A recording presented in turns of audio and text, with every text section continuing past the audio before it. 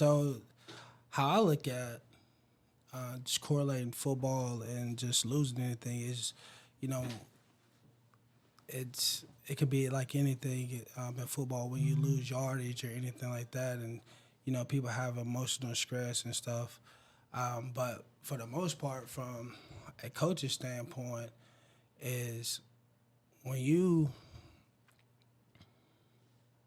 when you lose someone, from a coach's standpoint, like you don't have a chance to grieve, and like football is like a high intensity thing at all times, and depending on your environment and stuff like that. So like if you work in a high intense office and stuff like that, your adrenaline is always on the rush, and so like that's how I kind of correlate death and well losing someone, and also you know losing someone, and also correlating it to football and that attribute, just because you're high adrenaline all the time. And so when you lose someone, you got that high adrenaline all the time, and you like, dang, what happened, what's going on? Or you're always like kind of on pins and needles a little bit, just trying to figure out what's the next move, and how to go about it. Have you ever lost anyone in the football realm of things, whether it be coach, student, anyone close to you? Yeah, man, I tell you, my first my first one was a young man.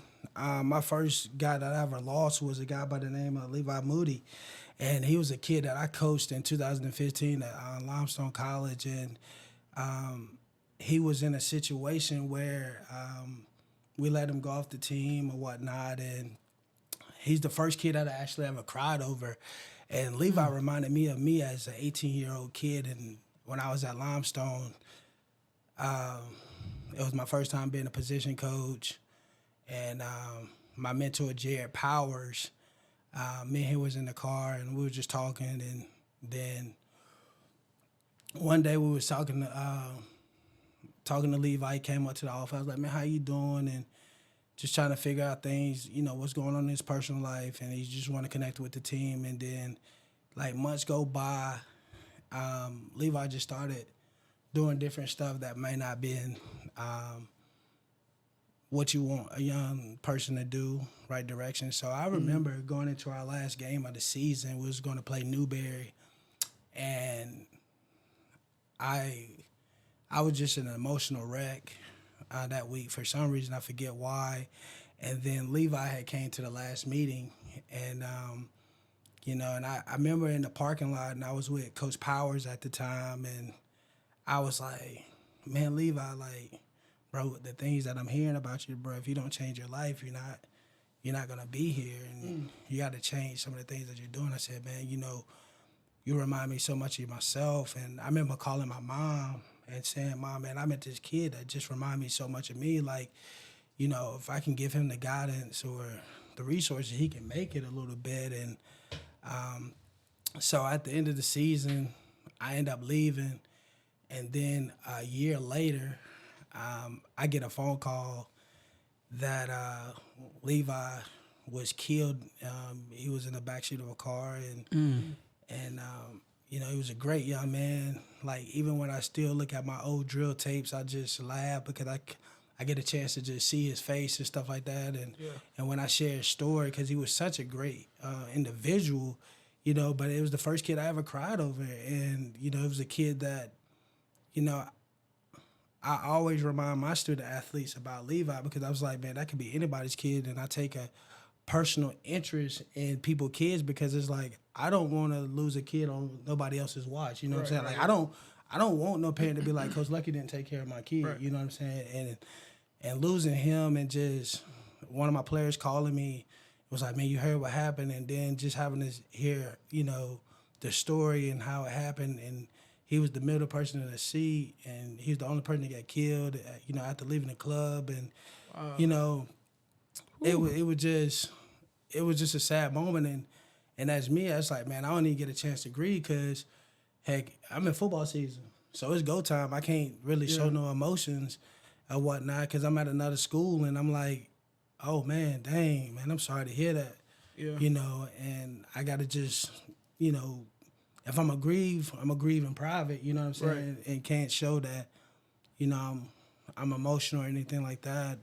And but that was probably one of the toughest blows early on in my career that happened to me, and it was crazy. Most of the time in the workplace, they often, I mean, most jobs often give you like 3 days for bereavement. If it is someone that is, a direct relative, like a brother, Immediate sister, family, immediate family, yeah. right? Yeah.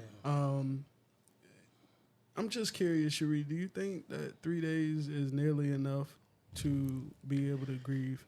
Absolutely not. Me personally, one of the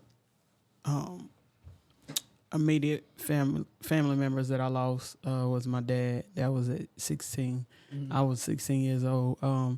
Didn't really have a true understanding of life. The closest death to that is a cousin that I lost about 3 months ago.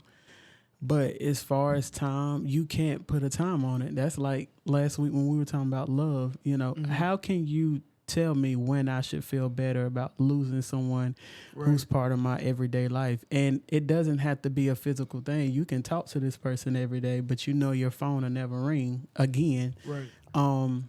To hear that person's voice.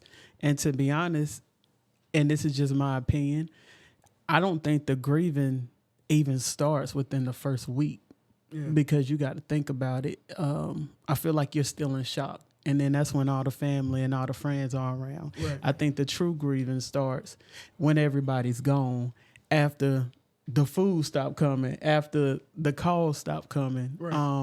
I think that's when things truly begin to sink in and you have that time to yourself to really think about and dissect the situation for what it is. That's a really big one. For me personally, I feel like, especially in my family, people have become so accustomed to just moving on. You know what I mean? Yeah. And you have to. Yeah. You know what I mean? But I think that it's extremely, unfair.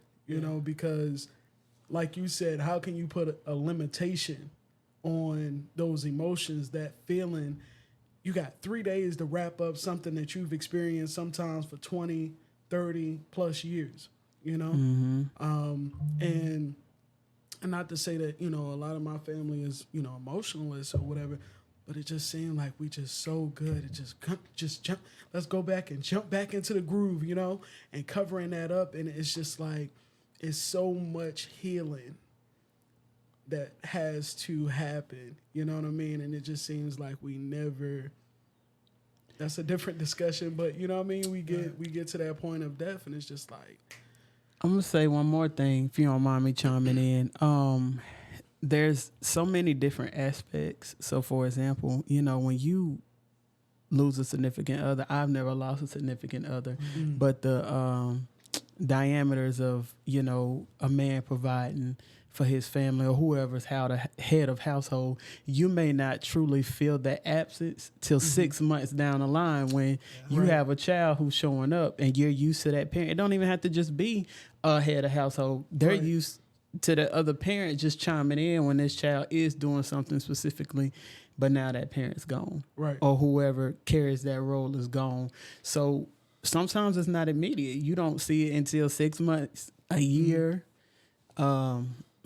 You can't put it, like you say, there's no limitation at all. Excuse me. Y'all are cousins. Have you guys experienced a lot of death just within your family? Yes.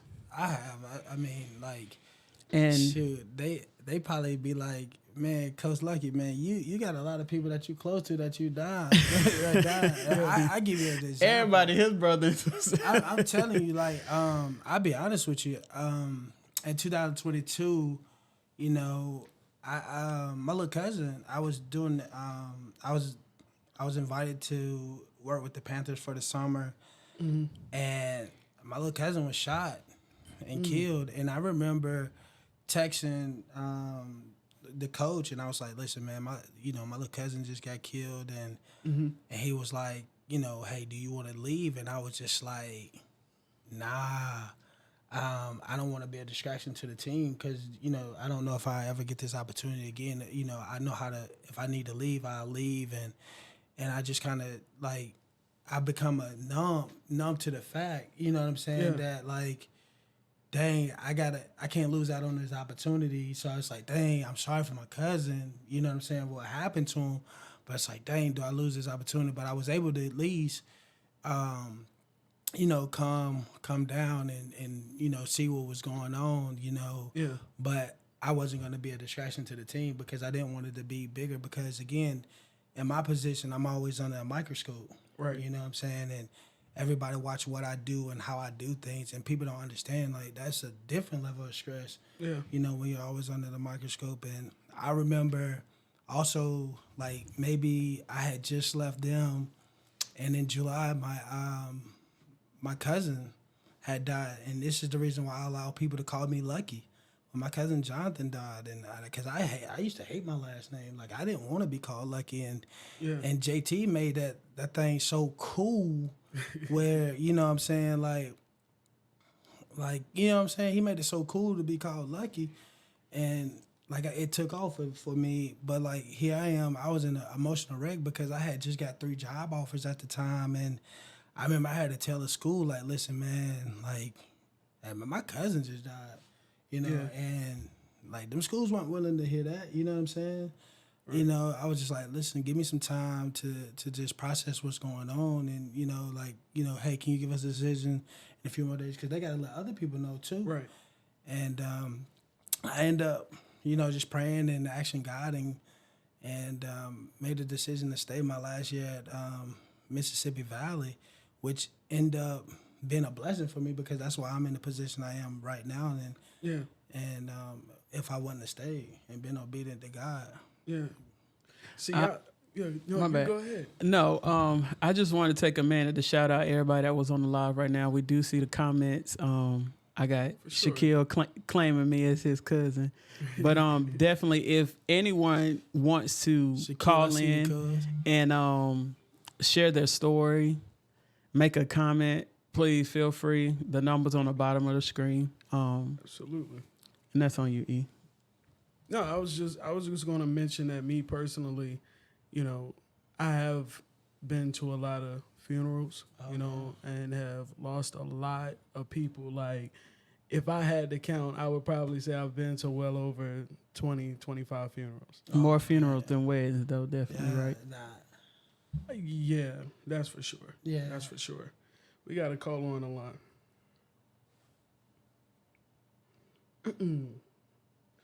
Uh-oh. Give me 1 second. Absolutely. Dwyan, channeling back to what you were saying about being in the spotlight and always being under a microscope. Excuse me, that's what you said. People always watching you, and that's I believe that makes it even more unfair because you don't have your time to grieve. And when you do, you have to do it in a way that's acceptable.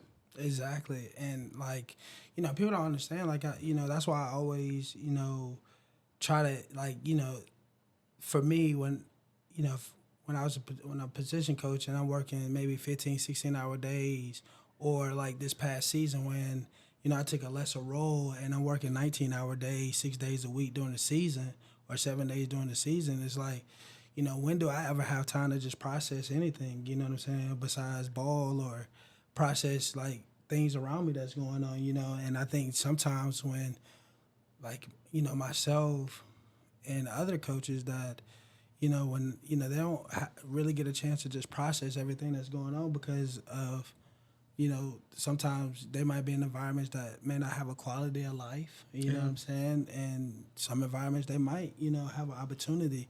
You know, I can't speak for everyone, but I just know in some environments that I've been in, you know, some of you are going to have quality of life where you can, you know, process a little bit. In some environments, you just ain't. You just ain't. And I know for me personally, this past year, like, I was just like, I couldn't process nothing. Yeah. You know what I'm saying? We got a caller on the line. Caller?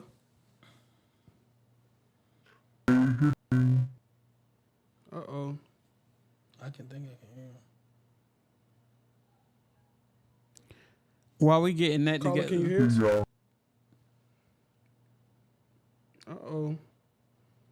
Sound like a, a A robocall. Say what you got to say, caller. Uh-oh.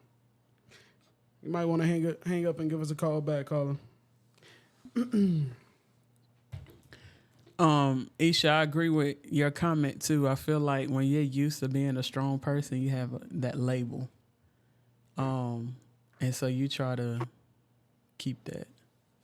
Nah, I mean, you're exactly right. And like I said before, you know, to me, and to piggyback off of something that you were talking about earlier, just watching everything that happened with our cousin that died, and to me, for the first time in my life, you know, my family got a chance to just see me in an element of how I am, more direct, more just quiet, more to myself, more just professional, just you know, like I'm in the office and stuff like that, A and stuff. leadership role. Yeah, Right. you know what I'm saying, and you know, it kind of surprised a lot of people. But to me, I'm just looking at the people around me that were, who I looked at as strong individuals, you know, that wasn't so strong because of the circumstances and how it affected. But it gave me an opportunity to bridge the gap with my little cousins and stuff like that, and also just to you know, show them something that I don't ever get a chance to show them, Right. and that's that leadership that I do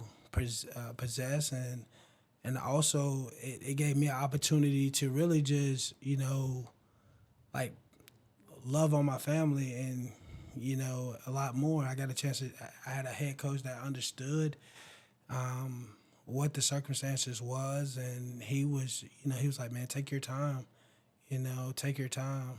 And I was very appreciative of him because he had just lost his brother that summer, Yeah. you know, and his brother was a coach as well.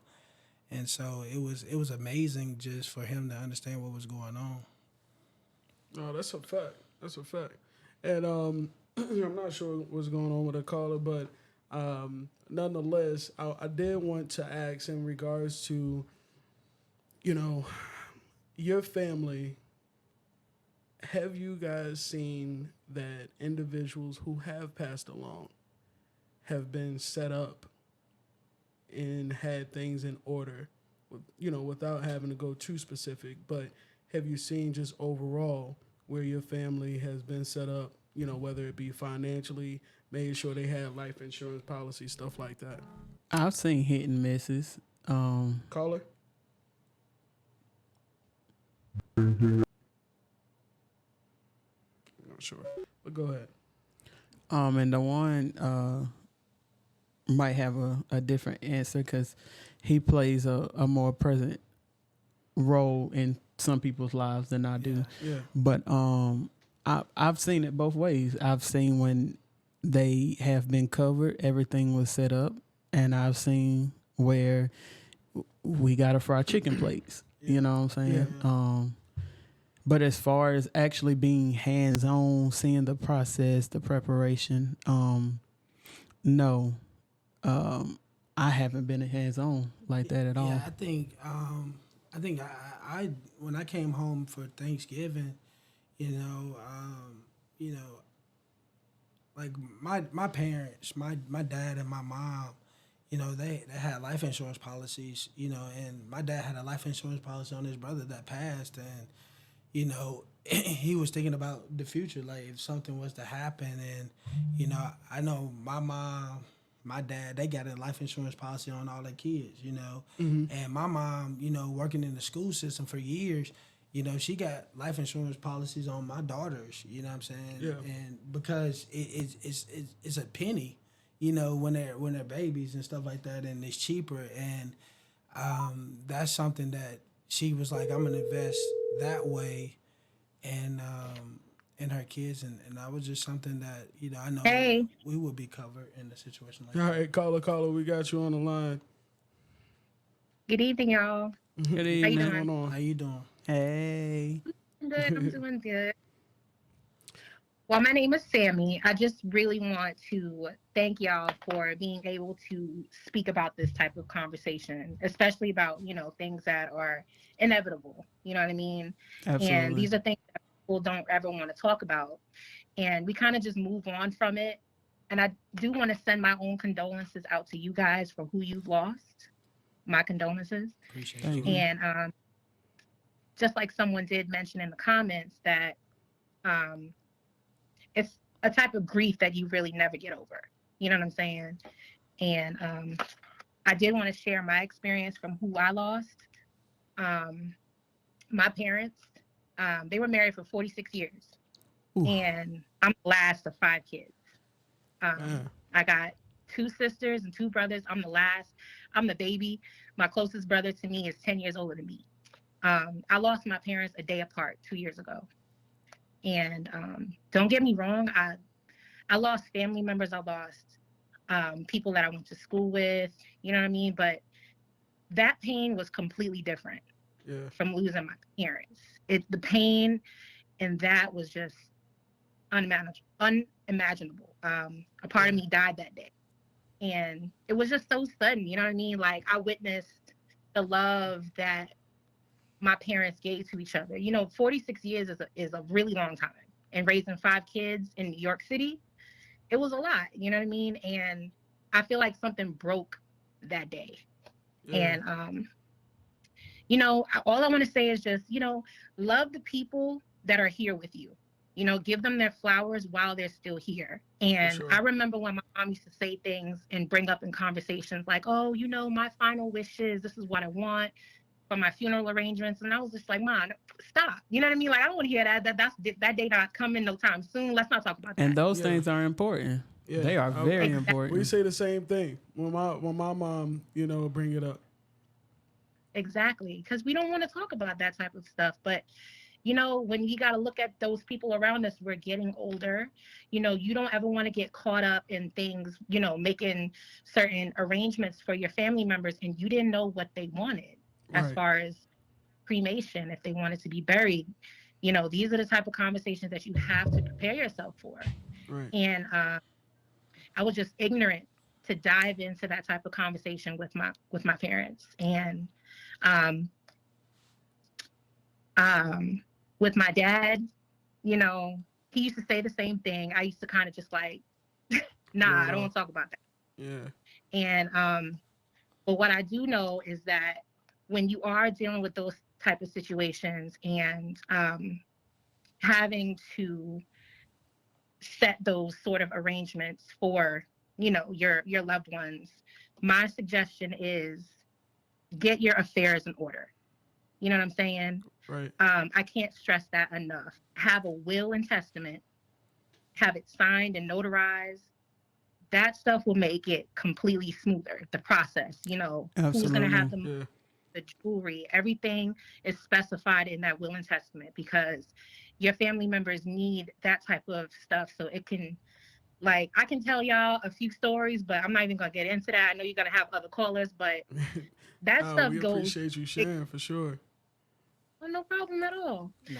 But just make sure that you got that will and testament. You know what I mean? If you got a house, the money, the jewelry, everything is specified, Yeah. and it's just better for everybody. But I just wanted to share my story. I do want to appreciate y'all to just talk about this heavy topic. There are a lot of podcasts out here that don't talk about this. Everything is just funny, haha. You know what I mean? We appreciate So you having the courage to even call in and share your For story. sure. That's huge. Even though they can't see you, just for you to be able to get up here, come on the intercom and speak and fluently at that. Yeah. And we also want to extend our condolences because that has to be. I haven't had to swallow that type of medication, and yeah, I've lost one parent, but for them to have the union that you're speaking about, and then back to back like that, and Yeah. I heard you comment about the love they gave each other. I can only imagine the love that you lost yourself. Because yeah, to see a healthy relationship like that, I can only imagine as parents what they brought to the table. So right. thank you for sharing that story with us as well. Thank you, thank you. Yeah, All right, guys. definitely. All right, now, and if anybody else wants to call in, for sure, feel free to dial the number at the bottom of the screen. Rather, it's 980-441-9277. Again, thank you so much for tuning in to the Who You Telling podcast. As we dive in more and discuss the aspects of being prepared, right? I sell life insurance, and Watkins here, I can't pronounce, or I don't know if you spell it or pronounce It's it how Shaquille. okay. But nonetheless, he said, have y'all ever had a family member say that they don't want a funeral because they don't want fake love around them when that day comes? Um, I've heard that because you see a lot. You ain't even gotta go to the funeral. You see it on Facebook. Yeah. I ain't never seen you post this person a day in your life, and it's all. Don't get me wrong. I understand giving your condolences. There's Yeah. nothing wrong with that. But when it's the extra stuff, that's what I don't like. One of the biggest posts that bothers me, and I can't be biased because some people are real, Hello. but I can't. Yeah, caller. Hey, how y'all doing? We doing good. We doing good. I'm sorry. I didn't even know two of them was. I knew one was calling. What was going on? I just wanted to tell y'all that I'm so proud of y'all. That's real. Yeah, that sound like a player right there. Appreciate you, Will. I love y'all. Nah, I Nah, appreciate we love you little too, bro. Oh, But yeah, I'm just now tuning in, so I'm about to catch up. I'm about to tune in. See like y'all got a good flow going. Dwyan, what's up, man? What's up, man? How you doing? I'm good, bro. We live right now. Did you have something you wanted to say about your loved one that you maybe had lost? Well, we've lost so many. Already. We lost so many every year for the past 15 years. We done been to multiple funerals.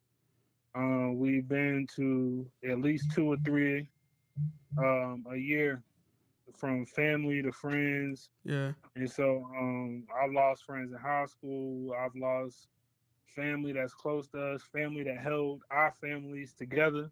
Yeah. Um, and so I will definitely say that it's sad to see, but it's something that every black family in America can work through. Because it's not just our family that goes through that. Everybody loses a grandma. Everybody lose somebody that is the glue to their family, and it seems like their family falls apart after that one person passes away. And so I will say that that's something that we can all work through. It just takes communication. It takes love. It takes forgiveness. And it takes, just everybody being on one accord. Yeah. So from our family to all the other black families out there, and just any family really, just not specifically black, but I just know that in the black community it happens a lot. That it's hurtful, but it's something that we can work through. And as y'all have kids and we have kids and stuff like that, that's generations that we can build. And now we the people that we looked up to. Yeah. And I agree with Um, that.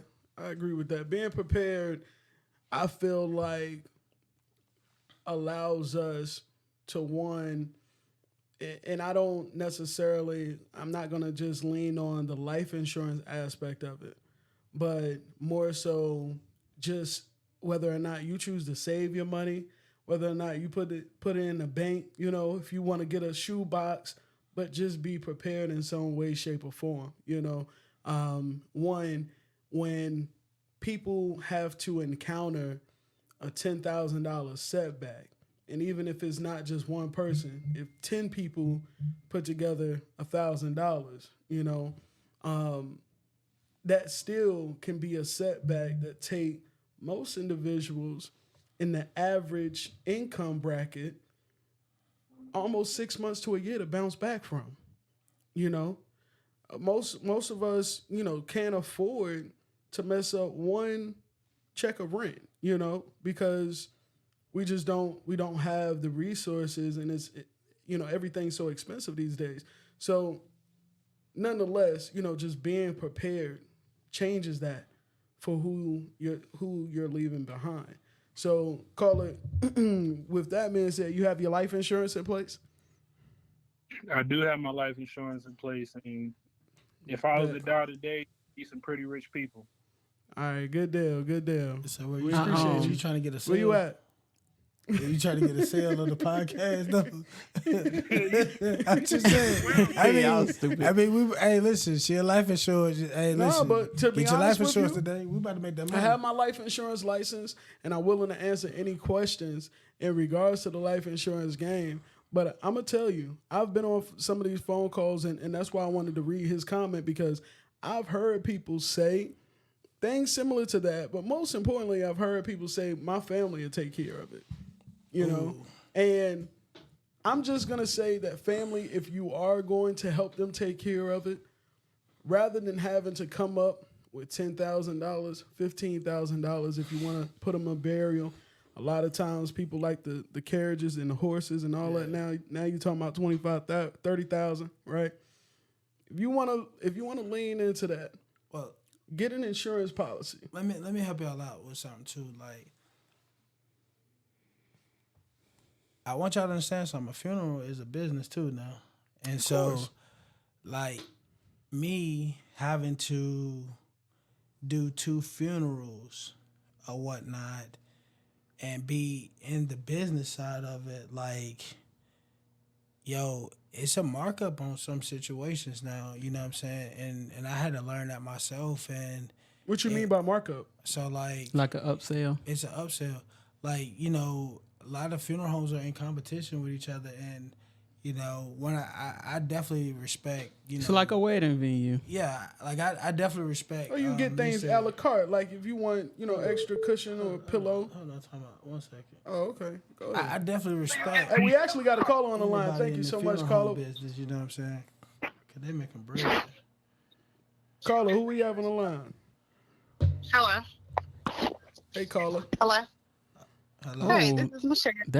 I like that voice. Hold on, time out. I can't hear it, boy. I just got happy just now. I Hold think- on. Come on, man. I think that's one of my women.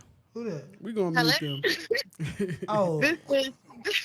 Can y'all hear me? oh, Yes. This is Michelle. I know this voice. Michelle 5. You see how they doing Concord? My man said I got happy when she called. That's his cousin. Well, she Y'all one of don't my know how women. much. Y'all don't know how much this took for me to call in, y'all. Woo. Yeah, I'm so proud of you. yeah, I'm proud of you, Shay. Well, I appreciate you calling. If y'all see me post, a lot of really- people be like, "Is that your girlfriend you post all the time?" I was like, "Nah, that's my little cousin." Nah, I love Yeah, seeing her. but honestly, like I feel as though this is a great topic that y'all are doing this week on the passing of loved ones and stuff like that. Because I done been through a roller coaster. So like 2020, lost my son dad, and I felt like that was I didn't know how to deal with it because number one, I'm a very private person, so it's like I don't know how to deal with certain things. So it's like I shelter myself off or whatnot. But excuse me if I'm a little, getting a little what's name. And oh yeah, and then like 3 months ago, my sister passed. Whew. When I tell y'all, that was like I felt like my whole world just crashed. And I feel like, losing people, you can see other people go through stuff, but when it's your turn to go through it, it's like unbelievable because you look at it like, dang, not me. You know what I'm saying? Yeah. So it's like when other people going through stuff, you look at it. Sometimes people look at people like, oh, they being dramatic, they doing too much. You know what I'm saying? But when my sister passed, I felt like I was a whole newborn baby all over again. Cause that right there just crushed my soul to the point of like no return. Like I just didn't know how to deal with that like that, and I'm still dealing with it. You know what I'm saying? But I deal with it at my own pace. Absolutely. Yeah, for real. I'm gonna tell you, both of our callers, Shell and also Sammy, that called earlier, have really like moved me. Like I'm trying not to shed a tear over here because they have actually faced like my greatest fear of all time. Like me and my parents and my siblings, my brothers, we moved down here, and you even know my other brother. You know what I mean, Nolan. when we moved down here, like we had no family. So That's true. anybody that we, came in contact with, that we call family, is because that's family that we made. You know what I mean? But we had nobody down here, and still to this day, like I listen to some people talk about how they haven't talked to a sibling in a few weeks, months, whatever. Like I would lose my You mind. can't see it, yeah. I talk to my siblings at least once every other day, and when we do talk, it's 30 minutes or better. My mom, my dad, we are very close, and we still live our individual lives. Right, for sure. But it's like my biggest fear, to where sometimes, and I don't know if anybody have ever experienced this, but although I've been to a lot of funerals or whatever, it's like sometimes I envision that pain that comes with it. Yeah. And it's not real. And I be having to tell myself, like, just chill, is because I see other friends losing parents. And they around the same, age group, and so you just become overwhelmed with this anxiety. Like, damn, I don't even want to say nothing on that post because I'm not even willing to deal with that. I don't even know what to say to that person. And that's how I felt, Shell, when your sister passed and when your cousin and stuff like that. I just don't know what to say to people because it's just like, I be trying to avoid having that energy on me already because it's just so heavy. And with you saying that, I'm gonna channel back to we had a caller, I think it was Sammy, had called in, something to do with Shaquille's question. Even with the fake love, one of the biggest things I can't stand is when people are putting under posts praying for you. If you ever see Ree Howard under somebody's post and I say praying for you, I've dropped everything that I'm doing at that moment and I'm praying. People be putting praying. So I guess it looks like they supporting you. No, don't. Yeah. For one, you don't want ever and anybody praying over you. That is so true. But it's crazy what social media has done to the idea of support. Yeah. And like you said, any family that you have here, you made them family. Mm-hmm. So again, to go through something like that, the support comes in, like I said, when all of the extra stuff is done, when a funeral is over, when it's 6 months down the road and it's 12 o'clock at night and you can't go to sleep because all you got on your head is your relative. Yeah. That fake love, that's a tough one. And then you don't want to embarrass nobody. Did y'all see the TikTok? It was a girl who got up at a funeral, and it was her mama's funeral. And she started calling individuals out like, I don't know why you here because you didn't even like my mama. My mom already knew that that's how it's going to go down. You know what I mean? Like, she know that I'm that child, and I expect for it to go that way for me. Like, my mom already knows these people sit in the front, these people sit in the back.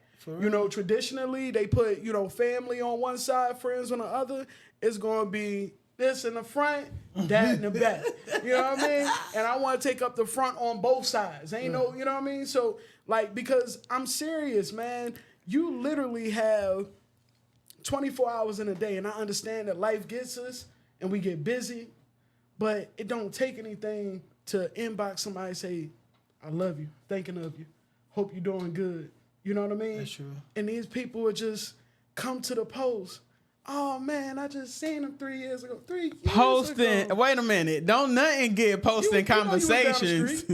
Posting conversations from 8 years ago. What you doing? I'm about to pull up. You ain't talked to this person in 8 years. And it's not to say that those feelings aren't valid. So don't get me wrong. It's not to say that those feelings aren't valid, but it does seem to hurt when, especially when you are that person that's taking care of a loved one that may be passing. For sure. You right? And then you see people come around that hasn't lent a helping hand, haven't asked to sit with them, haven't asked to come and rub their legs, their feet, no nothing, as they, for the past 6 months, were in suffering. You know what I mean? And then that's what hurts. You know what I mean? But again, like, we could have so many discussions because somebody could come around and say, oh, I just ain't want to see him like that. You know what I mean? Yeah. Or it can be so many different reasons. And at the end of the day, it's just like, I realize from the deaths that have happened that I know about, you know, that you only as good as the people that you have around. No, that's so true. And You really are. and I agree with you. I tell you this. That's why I got I'm- a super team. I'm bad about this, and I'm gonna be honest with you. Like I made some changes into my life, and even more changes, because like when I was like especially during the season, like my family knows, like, you know, like really don't hit me up unless it's really like serious. You know what I'm saying? Like, you know, now what I really started doing, I started dropping, like, I take videos. I take a lot of videos Yeah. and I drop into a group chat, or, you know, take a lot of our funny pictures, and they be like, they go on that bull. Yeah. You know what I'm saying? Just to let everybody know I'm okay. Or, you know, because I be so engulfed. I'm a workaholic. You know, I get that by nature. I'm a workaholic during the season. And I just didn't want to be bothered because, you know, I grew up with nothing. So I was like, man, I'm always tunnel vision on my goals and stuff like Right. that. And then when we was going to Texas, and I watched my dude lose his mom. You know what I'm saying? Hours after been on the phone with his mom or whatnot, and we're taking a trip to Texas, and he gets a phone call because his mom was getting ready for work. Get a phone call that, you know, his mom passed. And, you know, it's not like we about to turn that bus around and then gonna take him back. You know, he Right. gotta, you know, sit that on his heart. You know what I'm Yeah. saying, for a while. Or, you know, my head coach at the time, right before the season, loses his dad. You know what I'm saying? And I go to both funerals because I'm close to both of them, and I think that was just really like, dang. And I Yeah. told my mom, like, cause my mom Sundays is my mom day. Like, my mom gonna call me on Sundays because it's a little bit more relaxed in the office, and like ain't no, like, she gonna call me early, but then, you know, I told her, I said, man, call me when you want to. Yeah. My brother and sister, call me when y'all want to. We started a group chat. Call me when you want to. You know what I'm Yeah. saying? And then, you know, even when I started this new job that I was at last year, you know, and I knew I was gonna do long hours, and it was like, dang, like, hey, I can't pick up the phone like I used to. You know what Yeah. I'm saying? And it kind of hurt me a little bit, but it just made me realize, like, it made me realize real quickly, like, oh snap, I can't go back to my old ways. I got to make sure that I'm here for my family and stuff like that. And then when we lost Skeet, Yeah. like, everybody, my family tell you, like, shoot, they didn't see me goddamn on blink. Like, I was like tunnel vision. It was like I was in the office, boom, boom, boom. What you need me to do, kind of like, you don't gotta worry about nothing. I'm here. I got you. You know what I'm saying? And I'm tunnel. But then I crashed. I crashed on Christmas Eve and Christmas, and because I had to look at all the pictures Yeah. of my cousin in the phone, and we grew up like brothers and sisters. And I'm realizing, like, through all the family pictures, guess who not there over the past few years? Me. Yeah. Yeah, my kids are at the vacation and stuff like that, and I was like, dang. Is this what my life has become? Like, I've been the one that's been absent, you know what I'm saying? Here I Right. used to be the one that's real close to Ski, and I was like, I felt real guilty because I'm like, dang, as soon as she, you know, we got her out of living in the bottom in Concord, like, shoot, she went to Salisbury, and it was like, dang, all right, well, I know you good now. Like, Right. listen, I'm focusing on football, you know what I'm saying? And then I'm like, I can't believe I ain't got no pictures of my cousin like that, and, you know, and it hurt me. Yeah. It hurt me real bad because I had 3 years of grieving. That's all from Christmas on to New Year's, I was just in a dark place, like, and it was like just grieving because for the first time on Christmas, I wasn't getting no phone calls saying, hey, what about this recruit? You know what I'm saying? Or a recruit hitting me up trying to figure out, okay, what's the scholarships going to look like? And this was the first time in a long time that I just was like, able to sit and just sit still. Yeah. And these emotions that I had for 3 years on different levels was like, oh boy, like, dang, boy, you grieving, like, you hurt. And, you know, and I mean, we'll dive into some other stuff and stuff that, you know, that took me to that place of grieving for 3 years. But that was a different hurt for me from Christmas to New Year's. Like, I was in a different place. You know, even, matter of fact, I say from Thanksgiving back, through the New Year's, I was just in a different headspace mentally, and then had to go back into the office and put on a smiling face, Yeah, have in front of recruits coming everybody. on campus and put a smile on my face and stuff like that. And It's act tough. like like, Yeah, cause the show must go on. yeah. It gotta go on. Call her. Hello. Hey, Hey, Hel- Hello, this is Connie.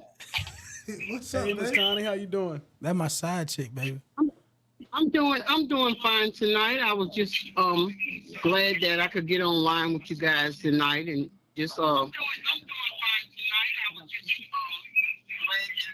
I, just wanting to say that like dealing with grief, when you lose your parents and all that, that's a hurt. But when you lose your child or something, that's a whole totally different hurt Yeah, when it's unexpectedly, and it's hard, but you just have to live one day at a time to heal yourself and stuff like that. Uncanny is funny because I was gonna actually shout you out. I didn't know you was watching. We talked about going through the process, and the different relationships that we have Yeah. with people, and I can honestly say my aunt has lost a lot of people, you know what I'm saying, in her lifetime, from siblings to Yeah. partners, now to children. And the way I witnessed her being strong, not just for her family, but the community. Skeet touched a lot of lives. Yeah. She ain't take no jump. She'll fight, all that good stuff. But the type of heart that she had and how many people she touched, you know, we witnessed people coming to the house, you know what I'm saying, talking about her. And it's like my aunt didn't budge. She didn't, it wasn't a tear. It wasn't a, and that's when we talk about grieving and how differently people grieve. It's like, how did you build that courage? Yeah. She's literally sitting there holding her daughter's best friend, being strong for her. What about you? right. You know what I'm saying? And everybody, that's a fine example of everybody handling grief differently. Miss Connie, did you get the time to grieve? Do you feel like you got the proper time to be able to grieve? Yes, I agree, but I just keep faith. I pray and I keep faith. Right, right. I know You it know, I has to you be I tough. I grieve in my own different ways. Like Yeah, nobody grieves the same. Like maybe you might be sitting there and thinking about them, and you may start crying or something like that. But it's uh, it's just like I said. It's a different hurt from a mom and a dad and a husband or friends or something like that from a child. That's different. right. It's totally different. Nobody can tell you how you feel or anything because they doesn't know how you feel. No, that's right. And that's You another know, thing a lot so of people say too. I understand, or I know exactly how you feel. you don't understand because Mm-mm. you maybe don't know what relationship that the mother and the child had. Right, So how you gonna know how they feel? right, right. And Hmm. that's true. You can't tell anybody, how they feel about a situation or how to grieve, and how they're gonna deal with it. But again, it's a society where some of us are stronger than others. Some of us can handle certain things. I remember where my son was just missing.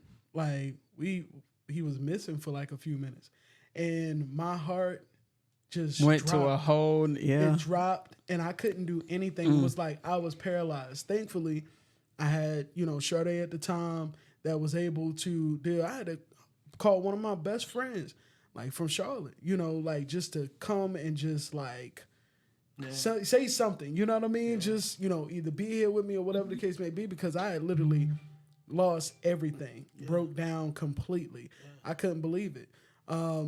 And it was just like when he was back, when he was found or whatever, it was like, whew, it was a big sigh of relief. But to say that, I say that to say that it's crazy to think about not seeing that other side where they come back. You know what I mean? So you stuck. I can only imagine what it's like being stuck right there on that end and knowing that they gone forever. You know what I mean? Because in my mind, I did. I had lost it. You know what I mean? I thought he was gone forever. You know what I mean? I had given up right in that moment. Yeah. You know what I mean? So my heart goes out to you, Miss Connie, and again, send my condolences because I never ever want to know what that's like. It's a pain that Right. I never want to know what it's like. For sure. Another thing, and not saying that one is above the other, but a sudden death always takes a toll on you more than a prepared death. Yes. In my opinion, when there's like a sickness involved, I mean, you don't know when the good Lord gonna call their name, but Right. you can then, if you ain't ready, you can begin the preparations. But it's the sudden ones, Yeah. and that's why it's better to go ahead. What they say, if you stay ready, you ain't got to get ready, right? Yeah. Right. We have a call on the line, Miss Connie. Did you? All right, Emma, get my number from Cherie and give me a call because I need to talk to you. Yes, ma'am. Will do. Okay, All thank right, you. Y'all Auntie. have a Thank blessed you. night. You too. Okay, goodbye. Caller. Hey y'all, it's Sam. Hey, what's Hey, going on? How you Sam. doing? What's up? I almost missed the show. I was like, dang, I'm tuning in late. You know, being a parent, you always doing something, busy doing something. Of course. But I felt like I wanted to call in and just talk about this subject because when me and my husband lost AJ, it was like very detrimental to us. And I guess because it was a sudden death, it was kind of hard to process. And Right. that's why I called in because Cherie was talking about how sudden deaths hit different, and they really do. Yeah. They take you to like a mental headspace, and it's really hard for you to get out of that because you're trying to process like, how did this person die? Like, it's hard Right. for you to understand how or why, or to even find reasoning into like, you know, why this person of all people. And it's so sad because a lot of times when they say the good die young, it really is true. It's like those good people that are really genuine and giving, or the ones that you feel like you really have in your corner. Those are the people that we losing. Right.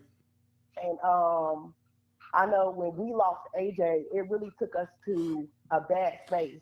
I could say like all the way up until the funeral, my mom had my kids.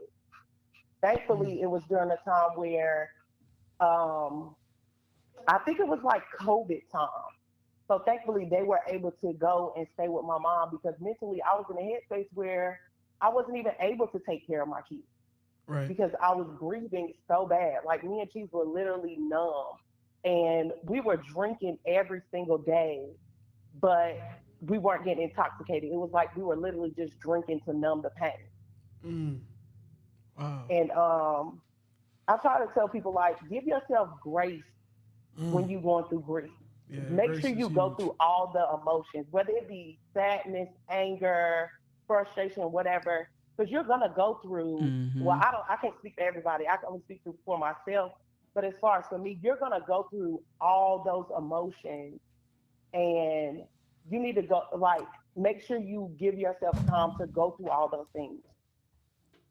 And another thing I wanted to feed into on grief is if you have a significant other, you never really know them until you see them in every single season. And grief is another season of a Say it, my relationship. dear. Yeah. Grief is a whole nother season of a relationship. And for me, that loss cut deep. So for Cheese, that was a whole nother loss because that's somebody that has literally been his brother his whole life.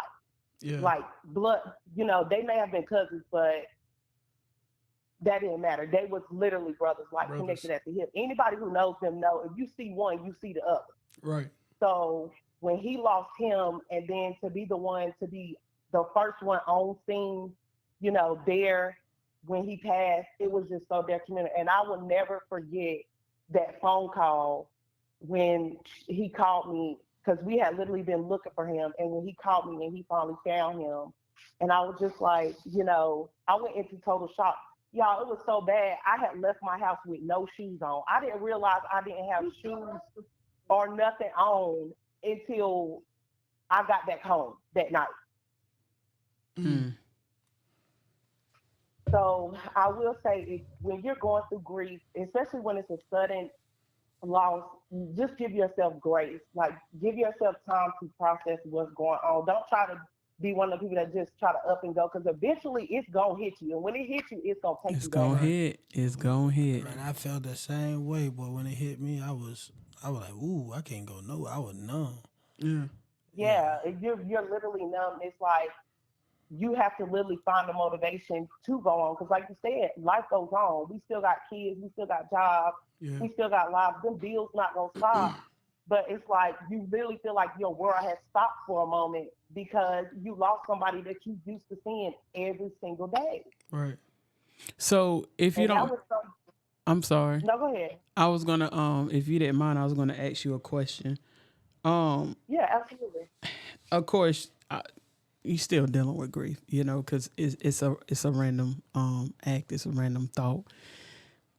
How long, if you don't mind me asking, did it kind of take you to somewhat get back normal, to a normal life? I would say I can't really put a time on it. It's like you just eventually wake up and you're able to process your day better. Yeah. I can't really put a time on it. It's just gonna be like, time is not gonna heal the wound, but it's just gonna ease the pain. Mm. Great analogy. Yeah, time is, it's never gonna heal the wound. So when people be like, "Oh, time heals all wounds," when you lose somebody, that wound is never gonna go away. But it will be eventually where you get to a point where It'll be a you can band-aid process on the it. grief. Yeah, it'll be a band-aid on it. Like, you can process it and you can move forward through it, but it's still gonna be there. It could be, even this has been 3 years, and it could be a song that come on, and I will literally be in tears, like Yeah. pouring tears. Because one thing that me and him always related on is when he always was around for every single birthday, every single holiday, whatever celebration was going on. And when I would start getting tipsy, anybody who know me, when I start drinking, I get loud, and I'd be like, "Hey, turn me up," or whatever. And That's he would definitely always you. be the one to be like, "Turn up, man," and start laughing. So anytime it's like a celebration, it's always like a tad bit of sadness there, because I know he's not gonna be Right. Yeah. Now, can I ask you a question? there. You Absolutely. know, dealing with that, did you and your husband, did y'all seek counseling? We did not seek counseling.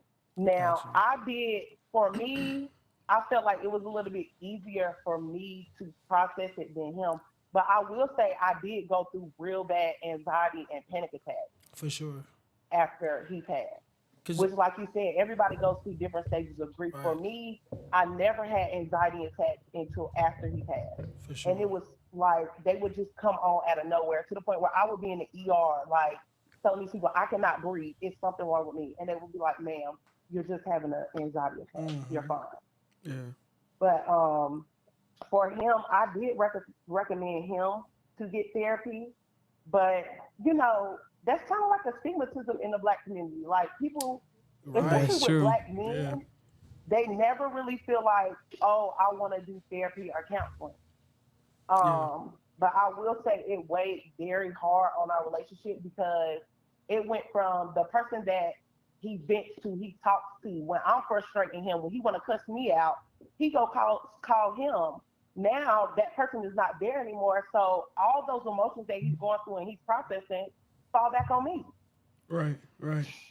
That gotta be So hard. that was a different thing. So I will tell people, give give your spouse a little bit of extra love when they're going through that stuff too. Yeah. Sometimes, Yeah. especially when they're going through grief, like, people like, "Dang, they get on my nerves," or "Dang, they frustrate," or but they just a little bit more agitated or on edge, because they are grieving. They just don't know how to say, "Hey, I'm grieving right now. That's why I'm acting the way I'm acting." And you said a mouthful right there, and I appreciate you saying that, like giving your spouse, because I remember going through a loss, and I remember like going through a situation, and like, and I was grieving or whatnot, however, my significant other at the time, she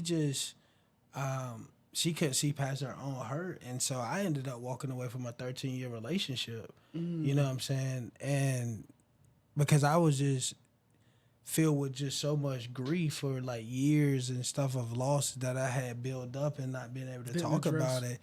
And and that's big that you said that. And one thing that I've learned in this process is like when people going through it or whatnot, because you don't know how death is going to take on for somebody else.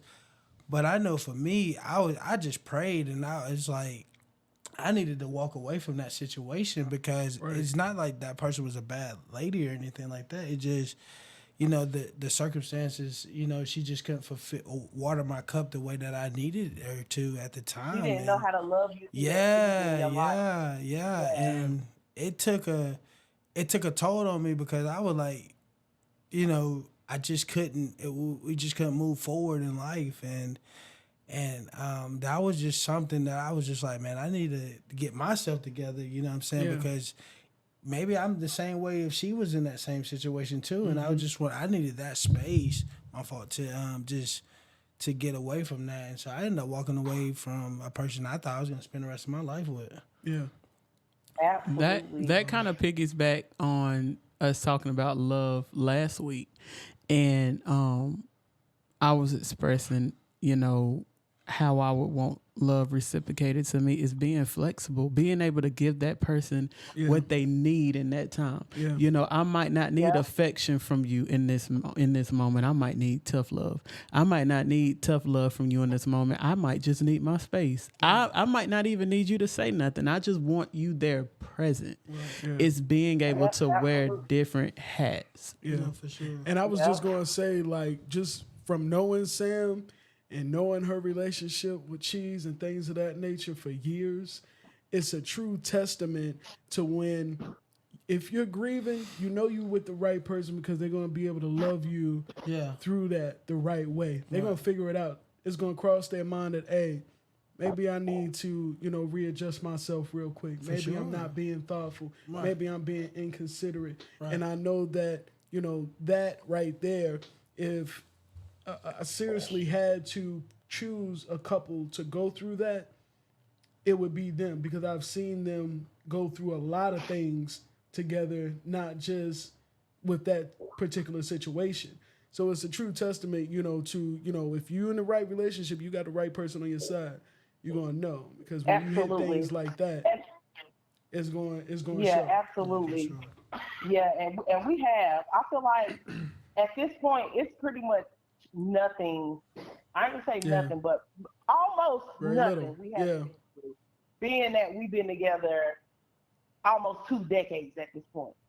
Just But about. I will say that has been the hardest part of my relationship with him.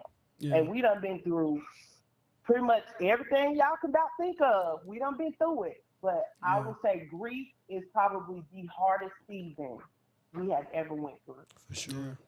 Well, y'all got through it, and y'all still getting through it together, and Yeah, and we loving still on get each through other. it, and it Yeah. still be days where, he might say, dang, if only AJ was here. And then, Yeah. that kind of pulls at my heartstrings because it's like, there's nothing you can really do for them. Yeah. Honestly, there's nothing you can really do for them other than just be like, hey, I'm here if you want to talk about it, or try to find a way to cheer them up. But other than that, you gotta let them go through it because there's nothing you can do to fill that void in their life. Yeah. Man, that's the absolute And truth. and one more thing I want to say before I hang up is kids grieve too, and people forget that. Absolutely. That our kids grieve. Just because they're Absolutely. young doesn't mean that they don't go through grief. Yes. Yes, that's true. That's true. That's true. I watched it with my I son know and my his daughter grandfather. has had a hard time with it, with grief. My oldest daughter, and it was times where I would just catch her sitting somewhere by herself, and she would be crying, and I'm like, "What's wrong with you?" And she would literally just break down and be like, "I miss AJ," and that would break Yeah. my heart. You know what Yeah. I'm saying? So make sure you're giving your kid that same love that you're giving yourself because they grieve as well.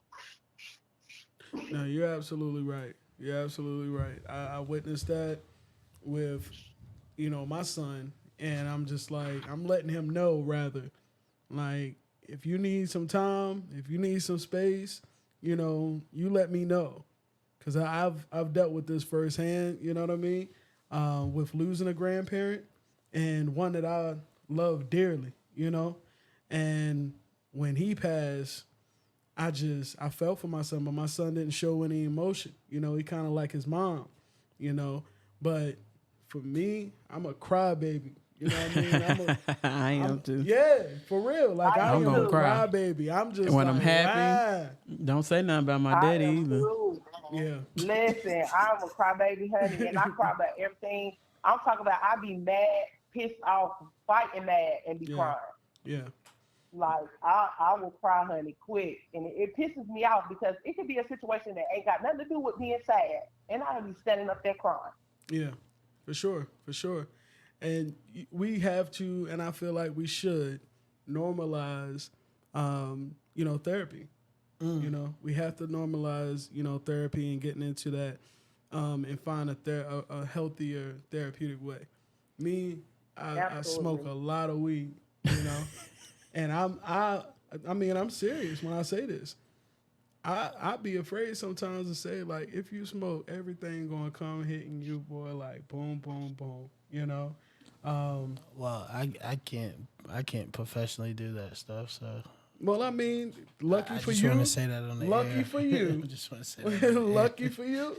Lucky for Well, you. I was an OG in the game for a long time, but once those anxiety attacks came on, I stopped smoking, and I haven't smoked in 3 years because I'm so scared that when I smoke, I'm gonna have an anxiety attack. Wow, that's huge, yo. That's huge to hear. I can't. That's huge to hear, yo.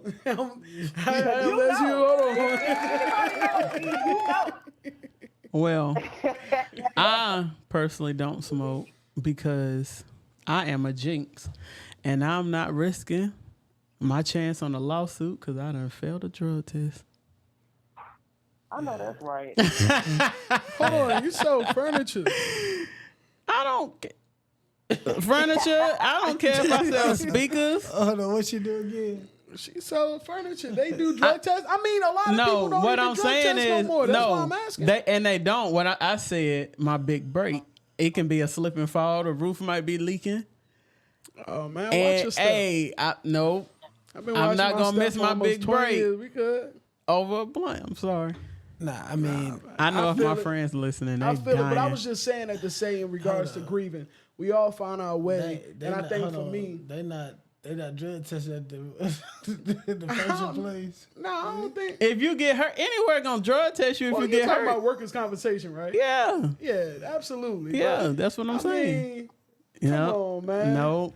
You want to go through the claim. You want to get yours. Yep. Well, I know personally, like, I can't do it. I mean, I get drug tested, so that's just something we can't do. And, if people did do it, I mean, I wouldn't.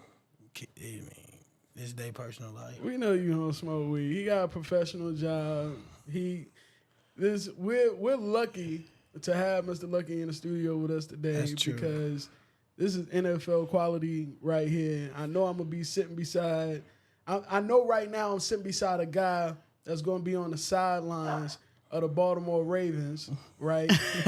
Probably 2-3 years from now, defensive, offensive, something coach, right? Maybe Covering one something. day. For sure. I can see you in black and purple. It's the only way.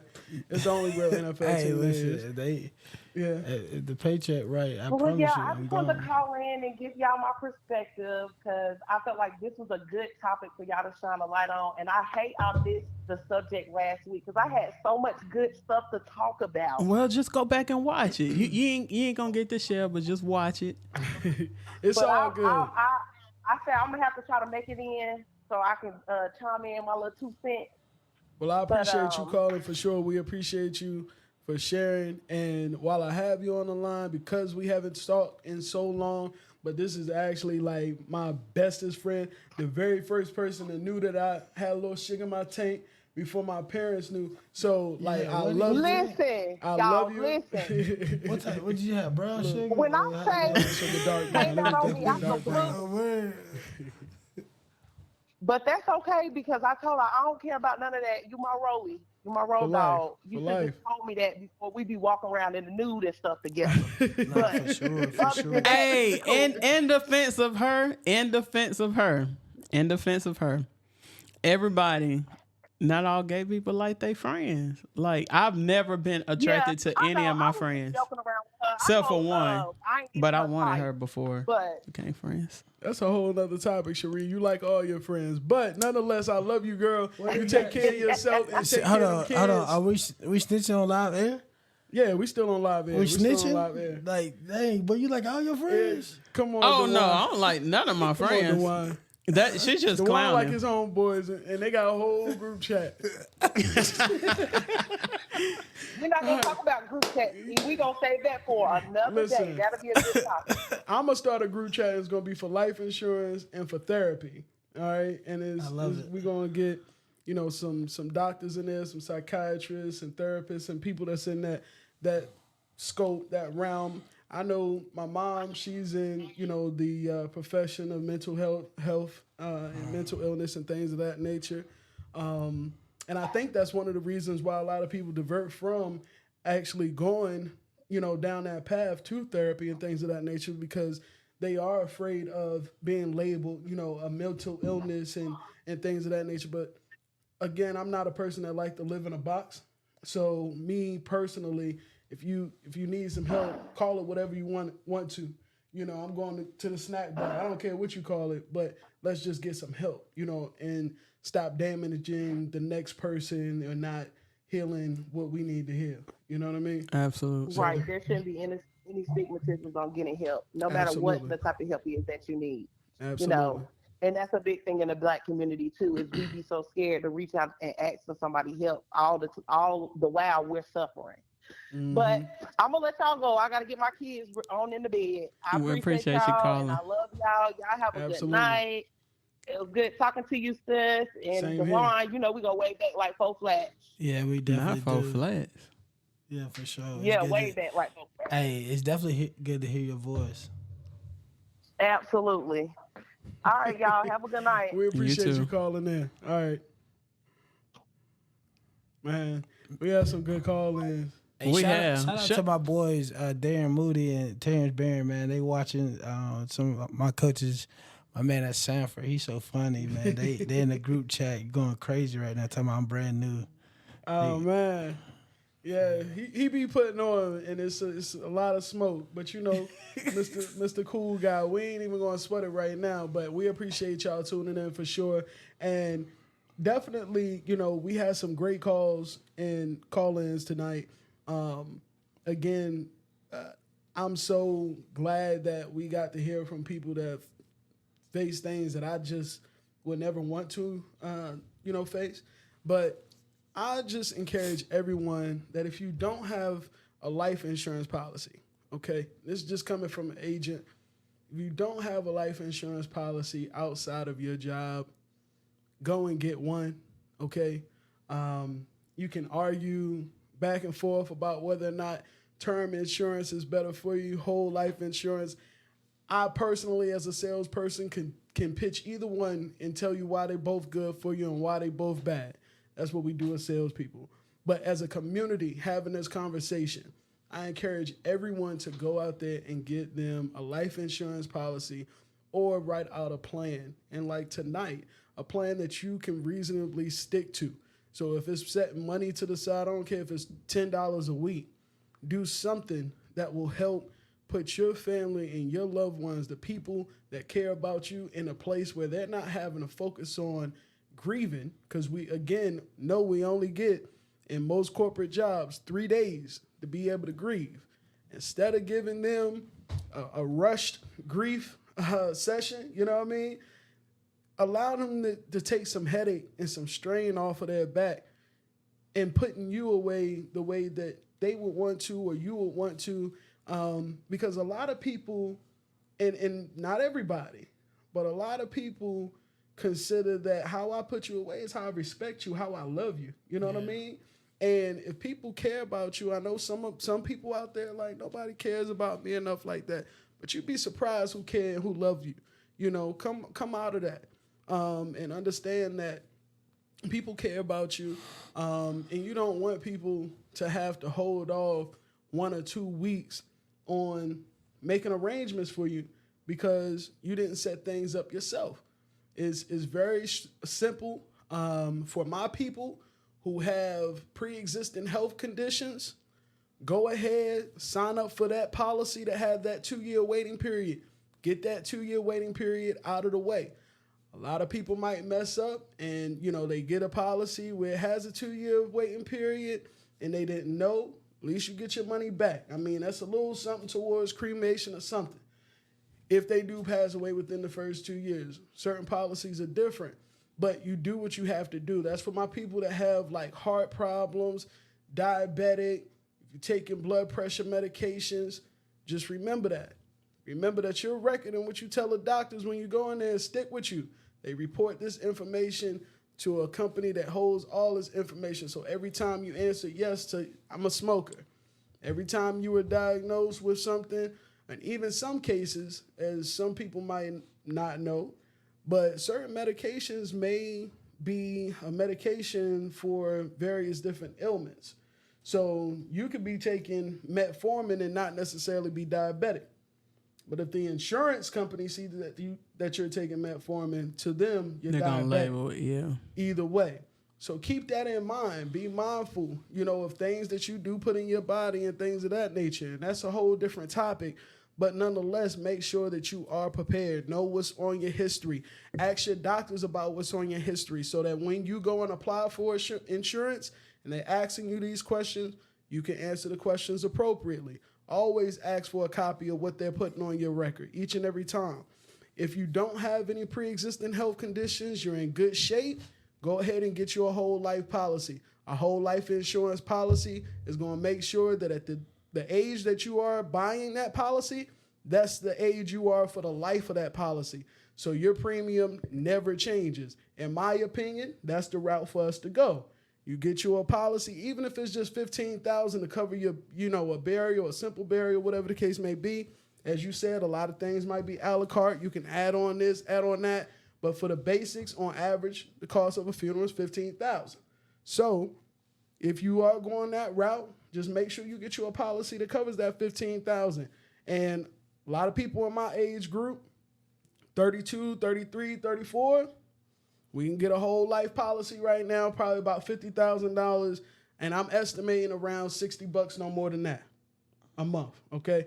If you're in good shape. Make sure that your height and weight, you know what I mean? I'm on the heftier side, so that can be a factor of why you don't qualify too. So make sure that when you go and apply for insurance, you're just not going to apply at any time, okay? Because all of that stuff is a factor into the life insurance as well. So I'm just giving you guys some pointers. Term insurance is good. If you can't, quite come up with as much as you want for the whole life insurance, you can buy your term insurance policy. I don't necessarily care for a term insurance policy because at the end of that term, you basically the insurance company is betting that you won't die in that amount of time that they're giving you a policy for. So if you're getting a 10-year policy, 15-year policy, they give you that policy because they're betting that you won't pass away in that time frame. That's why it's an attractive price, and that's why they allow you to buy more at that rate. So just keep those things in mind. But life insurance is very, very, very important, especially if you don't have the money to be able to pay for it out of pocket. If you that person, you got that money sitting to the side, and you ready for that, then by all means. If you that person that can get a high yield interest, account and put your money in there and let it accrue interest, then you can do that as well. But nonetheless, just make sure that you have a plan. And so I just wanted to leave us off with that pretty much. And if we don't have any other callers, man, I really do appreciate you, Dwyan, for coming in tonight.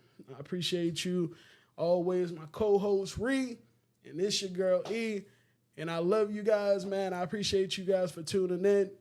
If you guys would like to be a part of our next episode or maybe have a topic that you would like for us to discuss, please go ahead and drop that topic into the comments below. We will want to make sure that we are discussing things that is, important to all of us. We want our listeners. We here for y'all. I mean, yeah, we do this podcast. We get enjoyment out of it, but this is to bring our community together. We ain't gotta go clubbing and do all that crazy stuff to connect with one another. This is something that's very well needed in our community. Yeah, it's going to expand, but we're not doing anything for us right now. So this is a safe place for you. But before we close out, I got probably two things I probably want to say. I just want to ask y'all a question. Oh, God. I mean, y'all got to answer the questions. We got to? You got to it. I'm going to get some callers in a second.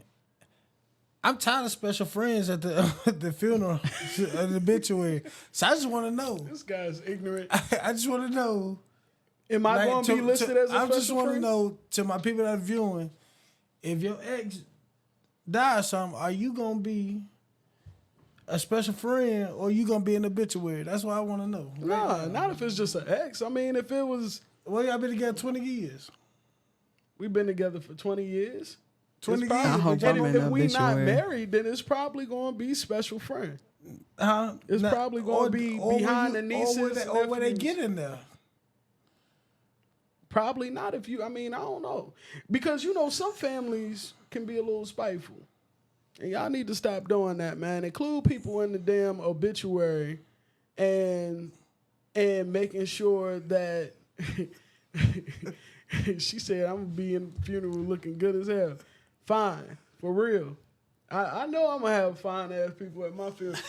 Y'all don't be mad if I sit up in that motherfucker. I'm just saying though, hey, listen, and that's a real conversation though. Like People do be leaving people out of obituaries and stuff like that. Yeah. Stepkids. Yeah. People leave stepkids out of obituary now. Yeah. I'm telling you, like Baba Jean ain't had nothing to do with them that he treated them kids the same way. he did. And he treated them the same way, but what Barbara say, she don't want them stepkids. But y'all got to start including people in the Man, listen. Whether you agree with the relationship or not, that ain't your place. That is so true because last summer. He's very petty. Here you go. Last summer I really was going around. I would cause I come up with just wild stuff to think in my mind, and I just started asking people like, "Yo, are you gonna be in such and such obituary if something was to happen?" And This guy. I'm just saying though, it was a real conversation. What are you gonna be in the obituary? Who? What are you gonna be in the I'm pretty sure that obituary? girl you left for 14 years, you ain't gonna make the cut. Because that but you know TikTok, what? let's But not forget that TikTok you just posted a couple weeks ago. Hey, listen, I'm gonna be honest with you. We had that conversation. No good. Okay, well, what was it? No good. You ain't going. Nah, we're not doing all that. You're not doing that. I wasn't going hers. So she going to yours? Who? You hear what he who? Who? No, like I mean, Multiples. I don't want to think about that, but like How you don't want to think about a question you asked us? Guess what? I ain't the one that's got to do it. So, Wow. I ain't the one that got to do it. I don't know who's gonna be in there. Would you like for her to be in there? Who? If we ain't together, nah, for what? So she not special friend or nothing? Oh no, we don't do that, man. Listen, I gotta understand something, man. We gotta stop this special friend thing. When it come beside, see, we got family members that not even married in quotation marks in the obituaries and stuff like that. Man, that ain't right. I mean, but I'm just saying. Would you rather be left off completely? Who? Listen. I'm just saying. Put them under the flower girl. They go, hey, there you go. The flower girl. There you go. This ain't no damn wedding, TJ. Listen. You talking about flower girl? But but you know Nah, what? he talking about the ones that carry out the flowers. Them for the nieces and the cousins. Nah, well, it depends on what they say. You never I only seen ever seen carry the flower. I mean, Hey, carry I the was basket. sitting. I'm tired of going to funerals. Maybe where it's my only folks two ain't have no flowers at the damn funeral. insurance. Y'all talking about carrying flowers and shit. Y'all. I went to a maybe few funerals. It was like 2 flowers though. Y'all gotta stop this. Like, Shit, I remember sitting with Shell. flowers must be too high because Shit, the only flowers me and my cousins be carrying that damn reefer. And another thing too, hey, that remind me. Hey, I'm gonna tell y'all this, and I'm gonna Here you go. It ain't nothing stop serious. going to the church smelling like weed at the funeral. What's wrong with it? It's a building. I feel like when you go into the house of the Lord, you gotta at least go in there. Come on. So what's the man. difference This with the people Lord's taking house, shots man. before they go in the funeral? You at the Lord's house Listen. right now. Oh yes, you're right, Yeah. and I get it. I came to worship. You know what I'm saying? And I what worship I every day knew in he here. could not stay serious what this I- whole listen, entire set. But what I'm saying is this: we gotta start talking real. I went to a funeral and I got a contact so quick, and I was just like, oh my goodness, I ain't never seen that like You this. probably in my felt life. good. So we can't go to funerals or to the church. I feel like you smelling gotta- like weed, but we can smell people's cheap cologne and stuff like that. I feel like That's this. appropriate. I think it's a preference of what you want to do. I just personally just like for the respect of the families. Yeah. You know what I'm saying? Like I wouldn't ever put myself in that situation because Well, you don't smoke. I know I don't, but at the same time, it's like You feel some type of way, Yeah, though. I feel some type of way when I see people come in there and they, you know. Have they you ever clothes heard smell like- somebody complain though? Have I ever heard some? Yeah, Older people, yeah, you know. older folks. Because you gotta think, man. Listen, I'm gonna tell you something. I don't witness some wicked stuff, and I'm like, I'm like, oh dang, y'all do that, ooh, you know. But I don't judge nobody. I don't judge people, but I will be like, I'm just saying this on the podcast because I feel like Man. we're gonna get these 2 hours in. And these topics that I had, you know, we got to talk about that because I feel like you got to respect the church, and I feel like we as a people. Well, have hold to do a on. better job You of talking about respect? Matter of Here y'all fact, go. what I want to talk about since he on this topic about coming into the house of God smelling like reefer.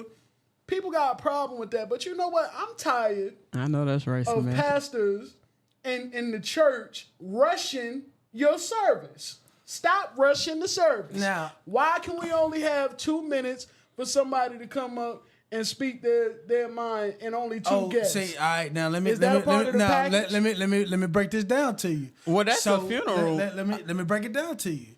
So understand this. Me having how to it deal with family members over the past few months that have died.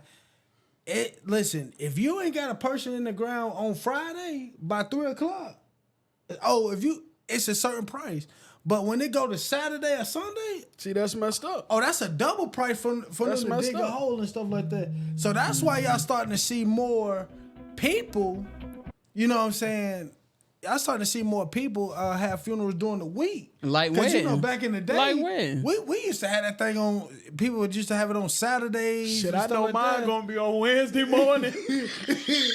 Bear me on a Tuesday. Tuesday. I already know mine. You been gonna be singing on "When This Life I mean, Is cheap. Over." cheap. I'm telling you, cheap. Caller, who we got on the line? This is Sade. Hello. Oh, who that? How are you guys? Sade, all Sade? day. Ain't Hold that on, how it hold go? on. Hey, all day. How y'all I swear to doing? God, that sound like a familiar voice. About ooh. Probably another cousin. I wanted to say about the marijuana comment. Like, I remember when my dad died, my mom was like, y'all don't need to be up in there, coming in there high, smoking. I'm like, listen, this is my coping. I'm coping right now. And I Coping came in there mechanism. as student. That's right. I was I could barely keep my eyes open, but I was coping. Just You saying. grieving. We gonna grieve. Yes, exactly. But like, I don't Exactly. mind. I put don't my mind shades somebody on. coming in the church high. It's just, it's a respect way to do it. Cause I know people that smoke weed all the time, but you can't never tell that they smoke. How they do it? Huh? How they do it? Like some people might smoke some weed or whatnot, just take a shower and then got dang on this thing. See, You know, after you shower, it's gone. It's It's time gone. to smoke again. nah, no. Take that shower, and then come to the funeral, and they good. Like you ain't gonna have that smell on you. Nah. You know what I'm can't- saying? Yeah. But I don't smoke, so I ain't. That ain't something. We smoking on the way. I mean, as we in the parking lot, we like roll down the window, air this thing out before we get out, and everybody is. And what's funny is everybody in the car is like, "Dog, we straight." Everybody in the car like, "Dog, we straight. Yeah, that's we good. Y'all smell something? All smokers." Nah. Yeah, see, and I be that guy that's a square that don't smoke, and I be like, man, come on. I be ready to get out the man. car. I wear I ain't getting in the car. expensive cologne. I don't like having that. No. Mm-mm. Man, listen, man.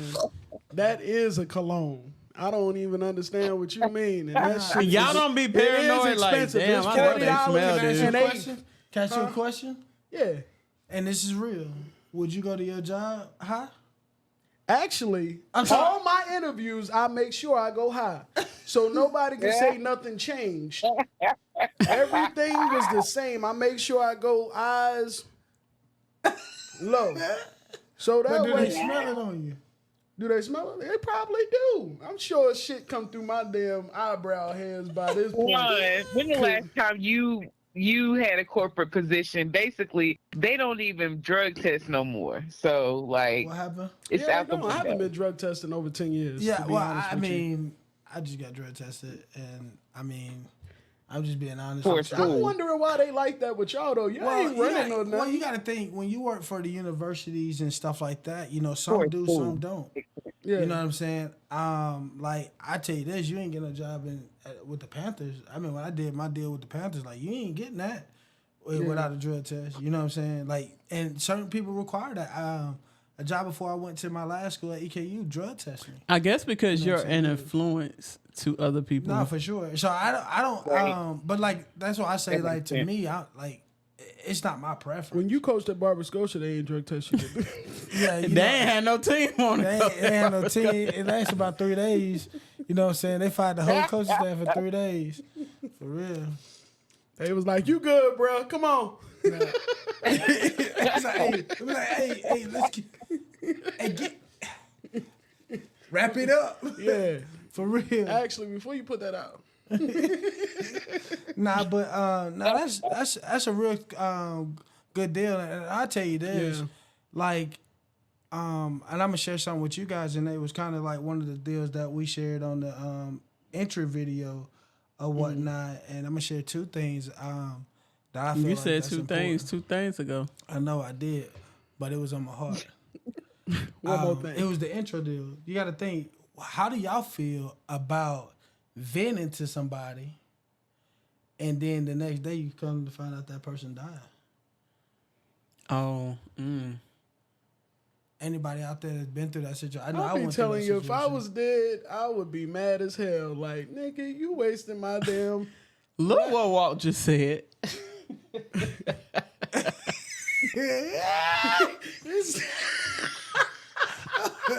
hey, you know what's so funny, bro?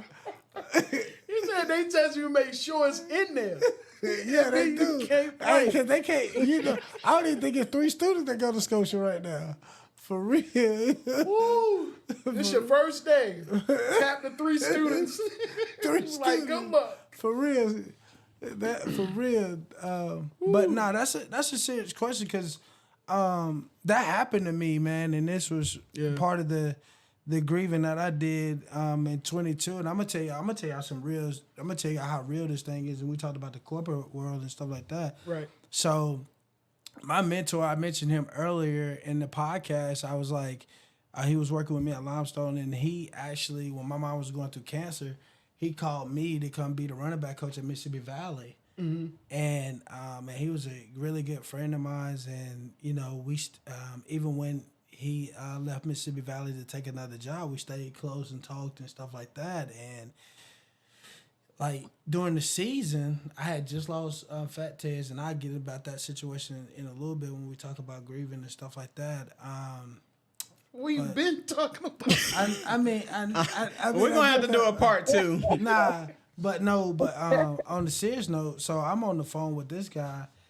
My head coach had just went to go be with Prime to Colorado, so I had lost my job, and so I was in a situation where, like, I didn't have a job, you know what I'm saying? And so I'm venting to my dude, like, venting to him, venting hard, like, man, I can't believe this, like, all the stuff that I done did for this, you know, what's called him, and I ain't know at the time, like, that would be the last conversation I had with him.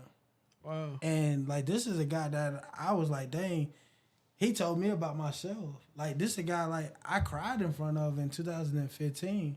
You know, this is a dude that really believed in me as a coach and whatnot, and always told me, like, bro, like, I think you a heck of a recruiter, you know, more so than a coach, you know, when I was, like, young in the game. And, you know, for him to die, you know, and I'm on my way to Houston, Texas to see this young lady, and I'm in Houston crying in Houston, grieving, and I'm like, dang, I just lost my partner, but I'm grieving in Houston with a therapist, you know, that I was talking to at the time.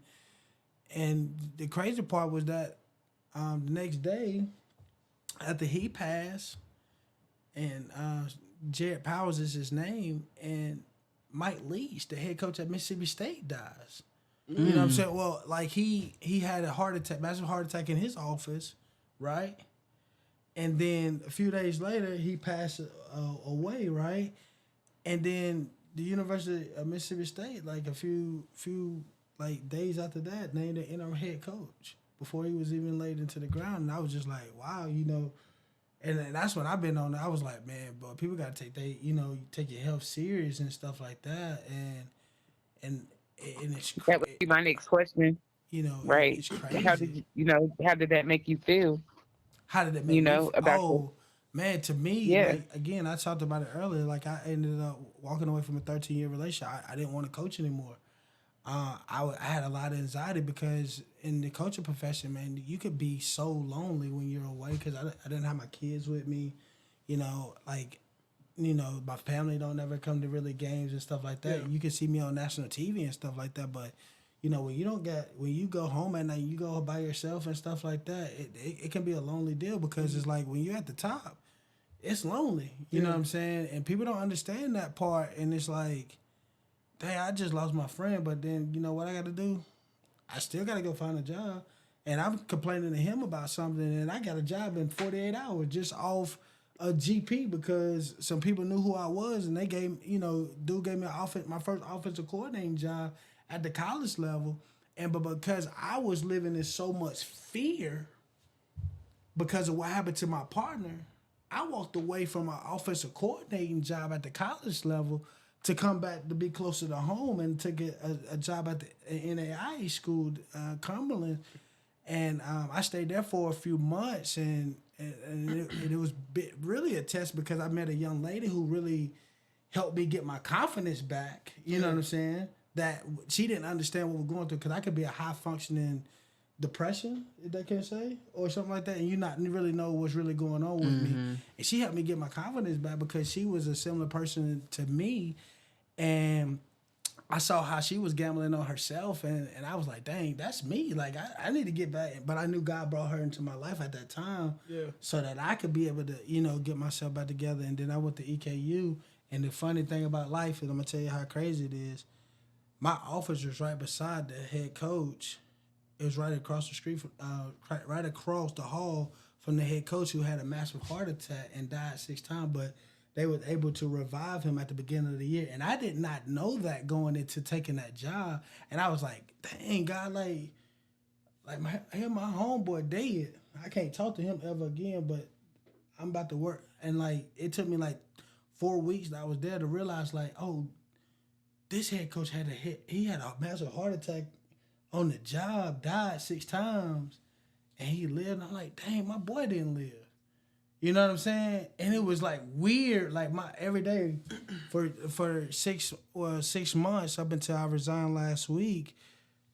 Like my office was right, and I was like, dang, like it just made me grieve a little bit. You know what I'm saying? Just thinking like, dang, how could I have I wish I could have had that last conversation with my man Jared or whatnot, because I'll never get that chance again or whatnot. Maybe I could have did like I did with my boy Tez, you know, and it was crazy because, and I share this about with Mike Mo Fat Tez, was I had came home in October, we was on a bye week, and I saw Tez on the porch, and the next time I was like, man, I'm coming back, and then the next time I see Tez was FaceTiming my phone with tubes in his nose, and he was, you know, making his peace with Shell, with my cousin Shell, and then next thing you know, Friday we got word that, you know, it wasn't looking great, and then Saturday I go to the hospital. Now I'm a Christian and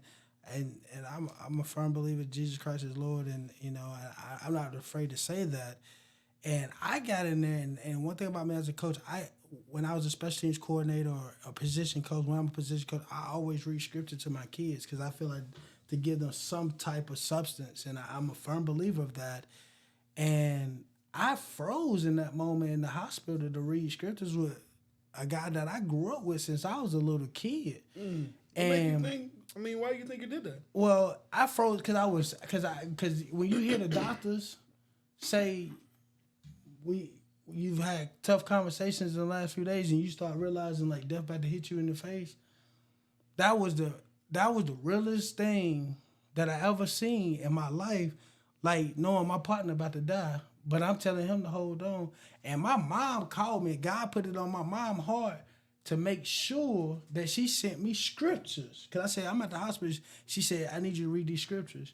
And she didn't even know you was up there for that. She didn't even know God had put it on my heart to be there in the first place. Yeah. And so she gave me the scriptures, man, being able to pray with my man Tez on his deathbed and leading him to salvation, man, I tell you, that was the most beautiful thing. And I didn't even realize that his mom, Mama Margaret, had appreciated that because it's something I don't really talk about. Like, but she told my mom, she was like, man, your son did something for my son that I could never, ever ask anybody else to, you know, repay, because he prayed for my son on his deathbed and, you know, gave my son a chance at life.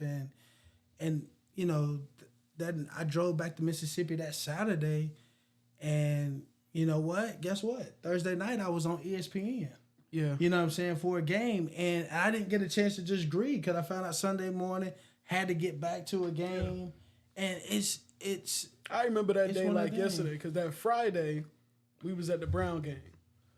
Yeah, because it was Friday, and as I was walking Hall out, of Fame you was walking in. Yeah, and you was like, reach out. Yeah. You're not doing good. And I immediately went home and I told Walt, which, you know, Walt had conversations and with Tez and things of that nature. But I always, Tez was my dude. Yeah. Like, you know, I was telling Sheree the other day, like, I used to, you know, just randomly inbox Tez, be like, I love you, bro. This always thought highly of Tez. You know what I mean? For sure. And just touching on Samantha, you know, when she mentioned like the good dying young, I'm talking about just a good dude. You know what I mean? Just an overall just good dude, funny. I used to love, Tez was so smart too, you know what I mean? Like, for sure. I used to love how Tez could, you know, he could be on this thugger shit, you know what I mean, on Facebook talking shit, but then he might hit you with a poem or, or like, yo, this a page out my book. And you like, hold on, you been writing books? Yeah. So you know what I mean? Like, you know it's so funny that you say that because when he was dying, I was like, nah, bro, man, you ain't gonna leave me, bro. We're gonna finish this book. You gonna finish this book. Yeah. And the last I said, man, I got you, bro. Like I'm here for them boys if they need. I'm here, and that's one thing. Like I always know, like I don't take that thing for granted. You know what I'm saying? Because you know, my next job, I'm like, everything is personal this year, you know what I'm saying? And it's like, it's going to reflect a lot of things. And I can't wait till I'm able to officially announce where I'm going to be at too, and that was a heavy burden on me, even making the decision that I'm about to make. Yeah, Jameson brought up a good comment in our first read, Samantha. She said, for sudden death or going through a traumatic death experience causes you to be numb to death. It makes it hard to grieve death going forward. You mentally don't want to go back to that space. And Jameson mentioned that death will never be comfortable, kind of piggybacking off of Samantha. And what words do you have for those that haven't, what words do you have for those that haven't broken out of that heartbreak? To be honest with you, and I've lost a lot of family, you know what I mean, and missed them dearly, but I think that type of pain of losing that cousin that you grew up with in the yard, like y'all grew up with y'all cousins, and I did too back in Baltimore, but split away from that when we came here. Y'all grew up with some of these people that, you've had close to you for all this time and seeing them like almost every single day. I don't know what type of feeling comes over you or what type of emotions you carry after losing someone that close, because the only people I know that close to me are my siblings, are my mom and dad, you know what I mean, that I've seen, on a consistent basis. And from what I understand, Jameson, is that, that heartbreak, it never gets, like, easier. You know what I mean? Like, I see people who have lost somebody 10 years ago still grieve on like that it was 10-year anniversary like it was yesterday. No, for Like they're living in the moment right now. And I think the best thing that we can do, and in mentioning being prepared to emotionally and mentally, is just, I think one of the reasons why it be so heavy on us is because we don't take that sacrifice to spend that time with our people. For sure. And so most of what we feeling is regret more than anything. For sure. I should have picked up that phone. I should have stopped by when I was over there by their house. You know what I mean? I saw him on the porch or I saw him in the store. I can't tell you, and I'm guilty of it. I sometimes can be a funny acting person. Sometimes I just want to go in the grocery store, come out, not okay. But sometimes you see somebody and you're just like, I don't feel like talking. And you're trying to avoid them. it. And you're just going in the other direction. You do me like that, I'm gonna follow you. I'm gonna find you and touch you on the butt. I've done you like that because you play too much. But nonetheless, at the end of the day, it's just tough to say, like, here are some words other than, let me be there for you. You know what I mean? Sure. I think being there for people and loving on people is one of the biggest ways to just be there. Sometimes, like you said, Sheree, you don't have to say nothing. Just be there. Yeah. It's crazy that you brought up that scenario because so Skeet died on December 3rd and December 2nd. My family, we got this thing called Divas on the Move. I mean, I ain't no diva no more. They call me the Devo. But it's a group of women, and we all exchange Christmas gifts. Yeah. And what's crazy is the night before she left us, Skeet was like, Ree, where you going? She wanted a ride. And I was like, I'm going to IG House. Mind you, that's like a 10 or 12 minute drive. I wasn't going in that direction. But if I would have known that was the last time to have her in my presence like that, and all I do is just think about, damn, I cannot rewind that night. I would have paid for a meal. I would have gave her a ride. I would have took her to Charlotte that night. And it's crazy how we don't take advantage of those little moments. No, for sure. And that really just always crossed my mind. Like, dang, that was my last one-on-one time with my cousin, and I didn't know, and I didn't take advantage of it. And I'm gonna piggyback on you. I'm gonna tell you something because you said something. Just be there for somebody, man. My phone was off the hook about people like, man, what happened or stuff like that. But there was really one person that stood out to me that, and I'm going to give him the best shout out. And that's my brother, Jimmy Dry. And I ain't told nobody this. Jimmy Dry pulled up on me at my crib and watched me fall asleep. Didn't ask a question. Fall asleep. Watched me fall asleep on my couch. Because I was like in a bad place. When Skeet died, and he didn't ask no question. And I was like, man, I told, like, I was like, man, I love my little brother Jimmy. Yeah. You know what I'm saying? Like, and I like Jimmy family. You know what I'm saying? But like Jimmy, like a little brother to me. And I was like, bro, like, I don't care. Like you don't get. That's true friendship. That's true friendship. That's true brotherhood. And Just for coming him, over, you know what I'm showing saying? you Yeah. that love. And he a truck driver and everything. And for him to be like, hey, bro, you good? Man, I'm coming over. I sent him the address because a lot of people don't know where my house is and stuff like that. And when my dog pulled up, Yeah. like, And I like that meant so much to me in the world. You get what I'm saying? That Like- seemed like Jimmy for sure, and I like that. Yeah. I'm telling you, like, listen, I'm coming through. You know what I Yeah. mean? And not everybody can It ain't pull even that an off. ad. Everybody can't But pull it's, that I'm off, coming, right? I'm coming through. And You it know was what at I mean? midnight. Like, I love that. Yeah, I love that. and that's man. that's my dude. Like, and for Jimmy to do that, man, he didn't ask no questions. Yeah. He just like, man, I want to be there for my big brother. You know what I'm saying? Right. And I was like, man, I love you. You know what I'm saying? Like, I love you. Something that we really don't even talk about or say. I'm like, dang, man, I love my little brother. Like, you know what I'm saying? Because like, you would do that for me, bro. Right. Like, you ain't got to never worry about Zah. Like, for real. Like, Yeah. like, you ain't ever worry about her. Because, like, you just showed me at my worst, you'll always be there for me.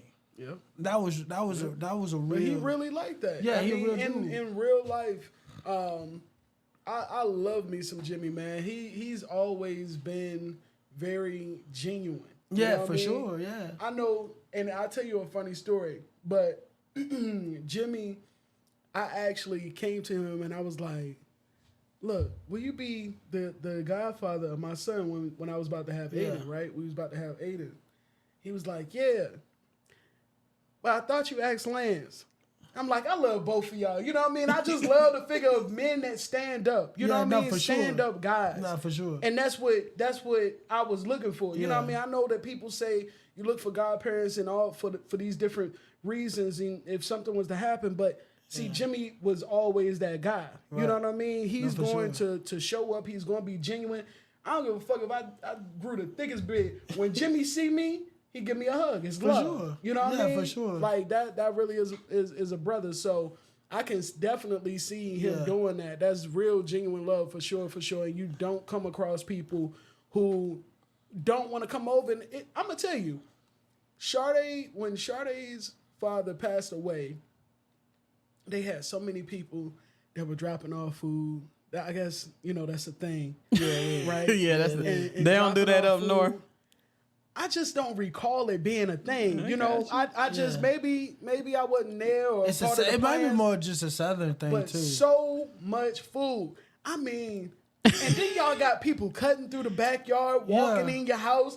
I'm like, who are these people? But you gotta understand it too. Like their dad was a real respected guy. Like No, for Sade, sure. like For sure. For and sure. them being in Town, and I grew up knowing them, and like knowing their dad and stuff like that. Like he Yeah. was a real stand up, respected, good father. You know what I'm saying? Like you ain't gonna find too many good father. Like it's a lot of fathers out here, but Sade them had a real good father. You know what I'm saying? And, Oh, for sure. Real and, respectable guy. But I yeah. wonder, though, do people that are in those seats like Sade get pissed off when you see people making a plate while you dealing with?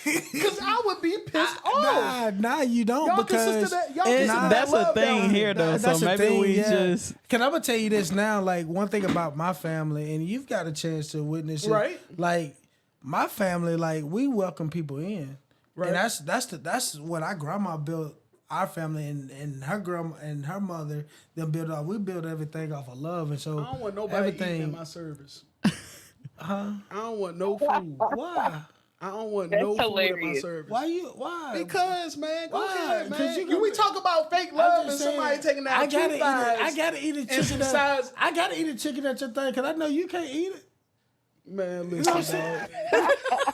I mean, I'm like Emma. We gonna lift this thigh up in your honor. But you know, on in your some honor, serious it's a note- chicken. Yeah, for real. on a serious note, we talk about grief, we talk about death.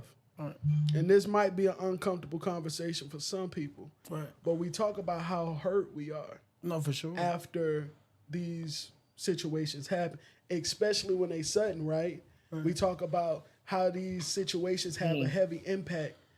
How do we turn how do we watch people go through that situation and how the causes of death, we don't got to be specific, Right. but the causes of death, and turn around and enjoy and fellowship off of the same things that put these people in these situations? I don't know, and I think that's a great situation, because I'm like, when I see people and if they die from a certain situation, like, you know, I don't partake in some of the activities and stuff like that, what people may do.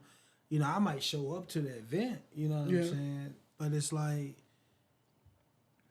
I'm there because, you know, I want to be there to show my support for the family and stuff like that. But other than that, it's like, Well, can I say this, y'all? Sure. Like, since my dad died, I don't show up to people's house. I I used to be, you know, maybe with my family even. Like, I don't show up until later because I know that the impact, I feel like everybody's around it, you know, at first impact. But when you really need somebody is 2 weeks later that's when ain't true. nobody around.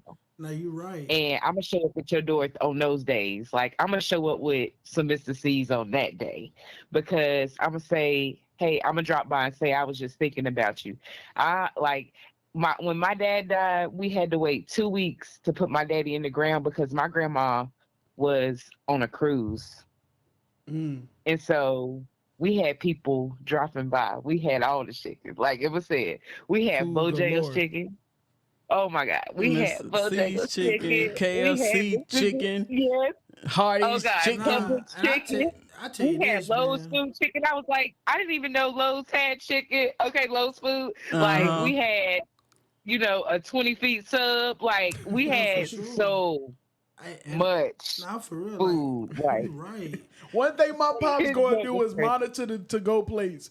My pops been monitoring the to-go plates since we was like 3, and probably before that. I'm telling you, he do not play when it come down to that. Maybe that's why I don't want nobody to eat at my funeral. What you mean? You know what I mean? You know- I How don't you want gonna that, know? man. Huh? How you gonna know? Listen, I'm asking y'all to respect my wishes now. What about If the indeed repast? somebody's What baby about the choked repast? on a bone or something, then you know why. And Because Walt I said asked for watermelon something. is allowed too. Yeah, it's for sure. You know what's crazy? Maybe we should get an opinion. Maybe we really need to do a part 2 on grieving to this. Yeah, I mean, listen. Nah, for we sure. could go all day because again, this is a part of life, Yeah. and every minute somebody is closing their eyes. You know what I That's mean? true. Like this is the last time. This is the last breath. What y'all think? Y'all want a part 2? I think we need to be like Because Cat we done Williams and hit keep we done going. hit 2 hours on y'all. Give me some hearts if you want a part 2. And I mean, for real, it's an ongoing conversation. But I think that is real. Like having that conversation. We watch people who have dealt with addictions, and I actually wanted this to be our next episode was on addictions, because addictions, a lot of us look at people and say, yo, you drink, you smoke weed, you have like, you know, drug addictions like heroin, whatever case may be. But those are not all that addictions, you know what I mean, that can take over, you know what I mean? And we watch these people because me personally, I haven't had many people in my family, you know, that I'm aware of that have overdosed, but I do know that a vast majority of my people that I have lost, a lot of funerals that I've attended, and I'm speaking to the crowd, speaking to myself on this, health, you know what I mean? Like the foods we eating and stuff like that, the same thing that got these people in these situations right after the service, it's available downstairs with a piece of pie. And so it's just like, you know, Dwyan, I know you want your, you know, I know you want your food, you know what I mean? But the truth is that we so hurt by these things and we know the weight that it carries, you know what I mean? But we'll turn right around and use these very things to celebrate and to, you know what I mean? I'm with you. I think at the repast or whatnot, you know, I think it is a time to like in the Bible it says it's a time to mourn, it's a time to dance, and one thing it is, you know, you're mourning, but at the same time the repast is the start of the healing. Yeah. And to have that food, or whatever they decide to do, or after party, a celebration, whatever somebody tradition that they want to do, I feel like that's their right to do it, and I get it. You know what I'm saying? Some people, So you feel may like not food is a way of healing? No, I feel like this. I think it's not even the food. It's really just the being together Comfort. the comfort with being Right. with friends. And But how many just- people would come if you said, let's rent out a fellowship hall and just get together. Let's put some games out on the tables and let's sit around, talk about things. Let's share pictures. And no food was involved at Yeah, all. Would people still attend? I think people would still attend, and in whatever manner you go through. Yeah, I went to a funeral. There was no preaching. Right. You know what I'm saying? Okay. And I was like, I ain't never been one. I ain't never been to one either. Yeah. You know what I'm saying? It kind of threw me off. You know what I'm saying? Service. But everybody, you could set your funeral up however you want to set it up. It's your prerogative. Like my cousin Brown. Skeet, she said, "Don't put me on a T-shirt." And you better not have a T-shirt with her picture on it, and people knew that I was locally that did T-shirts. Yeah. You better not have no, because family was gonna jump on you, or friends was gonna jump on you, because that was her wish. Yeah. And I think here in the South, we do a good job of trying to respect people's wishes. Yeah. If you don't want nobody to food, I'm like, Emma, don't take it all with you. You know what I'm saying? Or Lucky, don't take it all with you. But you know what I'm saying? But Yeah. I'm gonna eat. I'm gonna eat it. Goddamn, the honor Emma player. Goddamn, I'm gonna eat this shit. For real. I'm gonna eat. Well, I want you to dance in honor of me. Let's And dance that's after really my what I'm dinner like. I'm home, like, let's okay? get together, let's dance, let's put on dance. some music, let's fellowship. That's right. You know what I mean? Because a lot of times people, and we entitled to our own opinion, but when y'all talk about fake love and things of that nature, that's what be going through my mind when I'm in those places, and I'm just like, damn, people be showing up for food. Some people don't even come to the funeral. They come to just the repast Yeah. to eat. To eat. Hey, listen, In my opinion, but listen, Yeah. but like they say, some people, like what's the excuse we said earlier? Some people be like, "Hey, I didn't want to see him like that." see, that's what I'm talking about. man. But I'm gonna be honest with you. Like, when I give you an example, and I was a little boy, and the first time in our community, the AIDS epidemic happened, and listen, and Please, it was bro. listen, and listen, no, chill, and it was a young man by the name of Calvin Asbury who was my best friend growing up, and I just buried his nephew a few weeks ago. You know what I'm saying? Shavante, so Byers, and what I'm saying to you is this: like, I was 9 years old, and that was my childhood best friend, and he was 9 years old. His birthday was in December, and he died of AIDS. He was born with it, and that was the community, baby. And you would have been too young to even. Well, you were maybe like baby this high when it happened. You know what I'm saying? But he was the community, Logan community's baby, because that was the first family that we knew that a young man had AIDS. And I didn't go to the funeral. I remember I went to the funeral. I still remember to this day the funeral was at Shiloh Baptist Church, and that's back when they pull the casket out at the end and flip it up so you can see it at the end, you know what I'm saying? But now they don't. Once they close it, It's it's closed. closed, yeah. And, Y'all you used to know, open it, flip it up. They used to open it. They at give the you end. another viewing. They give you another Oh, viewing okay. at the end as you walking I out. was about to say that. You know what I'm saying? My fault. But That's crazy. yeah, Yeah. but so I was a kid. I jumped out of my mama's car or whatnot, and I went up to view my friend Calvin's body. You know, at 9 years old, you know, I didn't go to the repast after that, but I had my grandma who was picking up my grandma at the time, and then a few months later, our grandma passed. You know, after that, and I it's crazy because I had a football game that day, of grandma's funeral, and I think it's time for you to stop playing football because every game or something like a situation is something to somebody. it's life. It is life. It is life. But I definitely, condolences to Calvin. You said. Yeah, Calvin Asbury, but his 9 years nephew old. Shavante Byers, he was one of my former students at Concord High, and I made a post about it. Was just killed trying to protect people working at the game where he was working security. You know what I mean? That lost his life, got killed, and this was a young man that I was very influenced his senior year to like graduate. It was the only time I came home to really work in the high school system. I saw that. I saw that And story. you know, when it come out of stuff like that, like I don't play about my babies, my kids. You know what I'm saying? Like I take those kids very very serious, and I even take this topic serious because I've dealt with a lot in my personal life. I just don't share a lot. You know what I'm saying? Right. You know. And you know, at the end of the day, we find some way as a community of people to laugh about these things. No, for sure. And I feel like that's a part of the healing aspect too. No, for sure. Of it.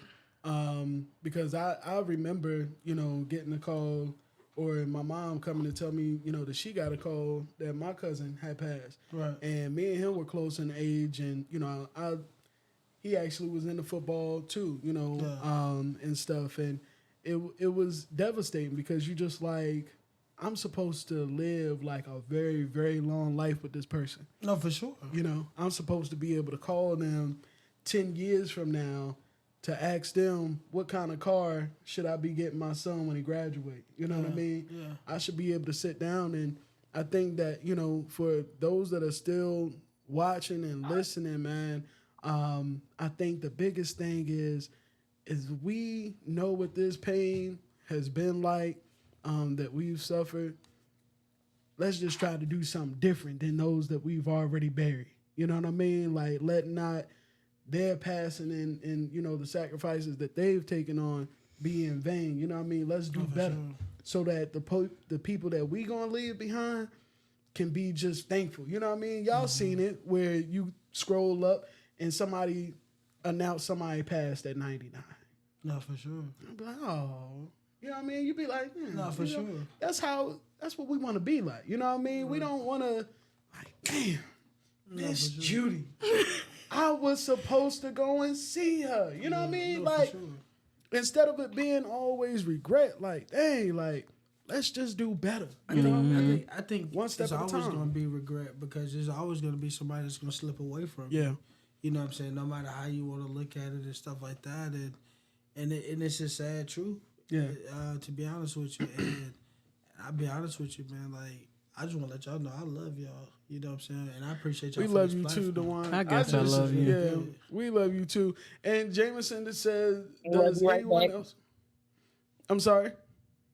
No, I said love you too. Oh, we love you too, Sade. Oh, you ain't heard that in a minute.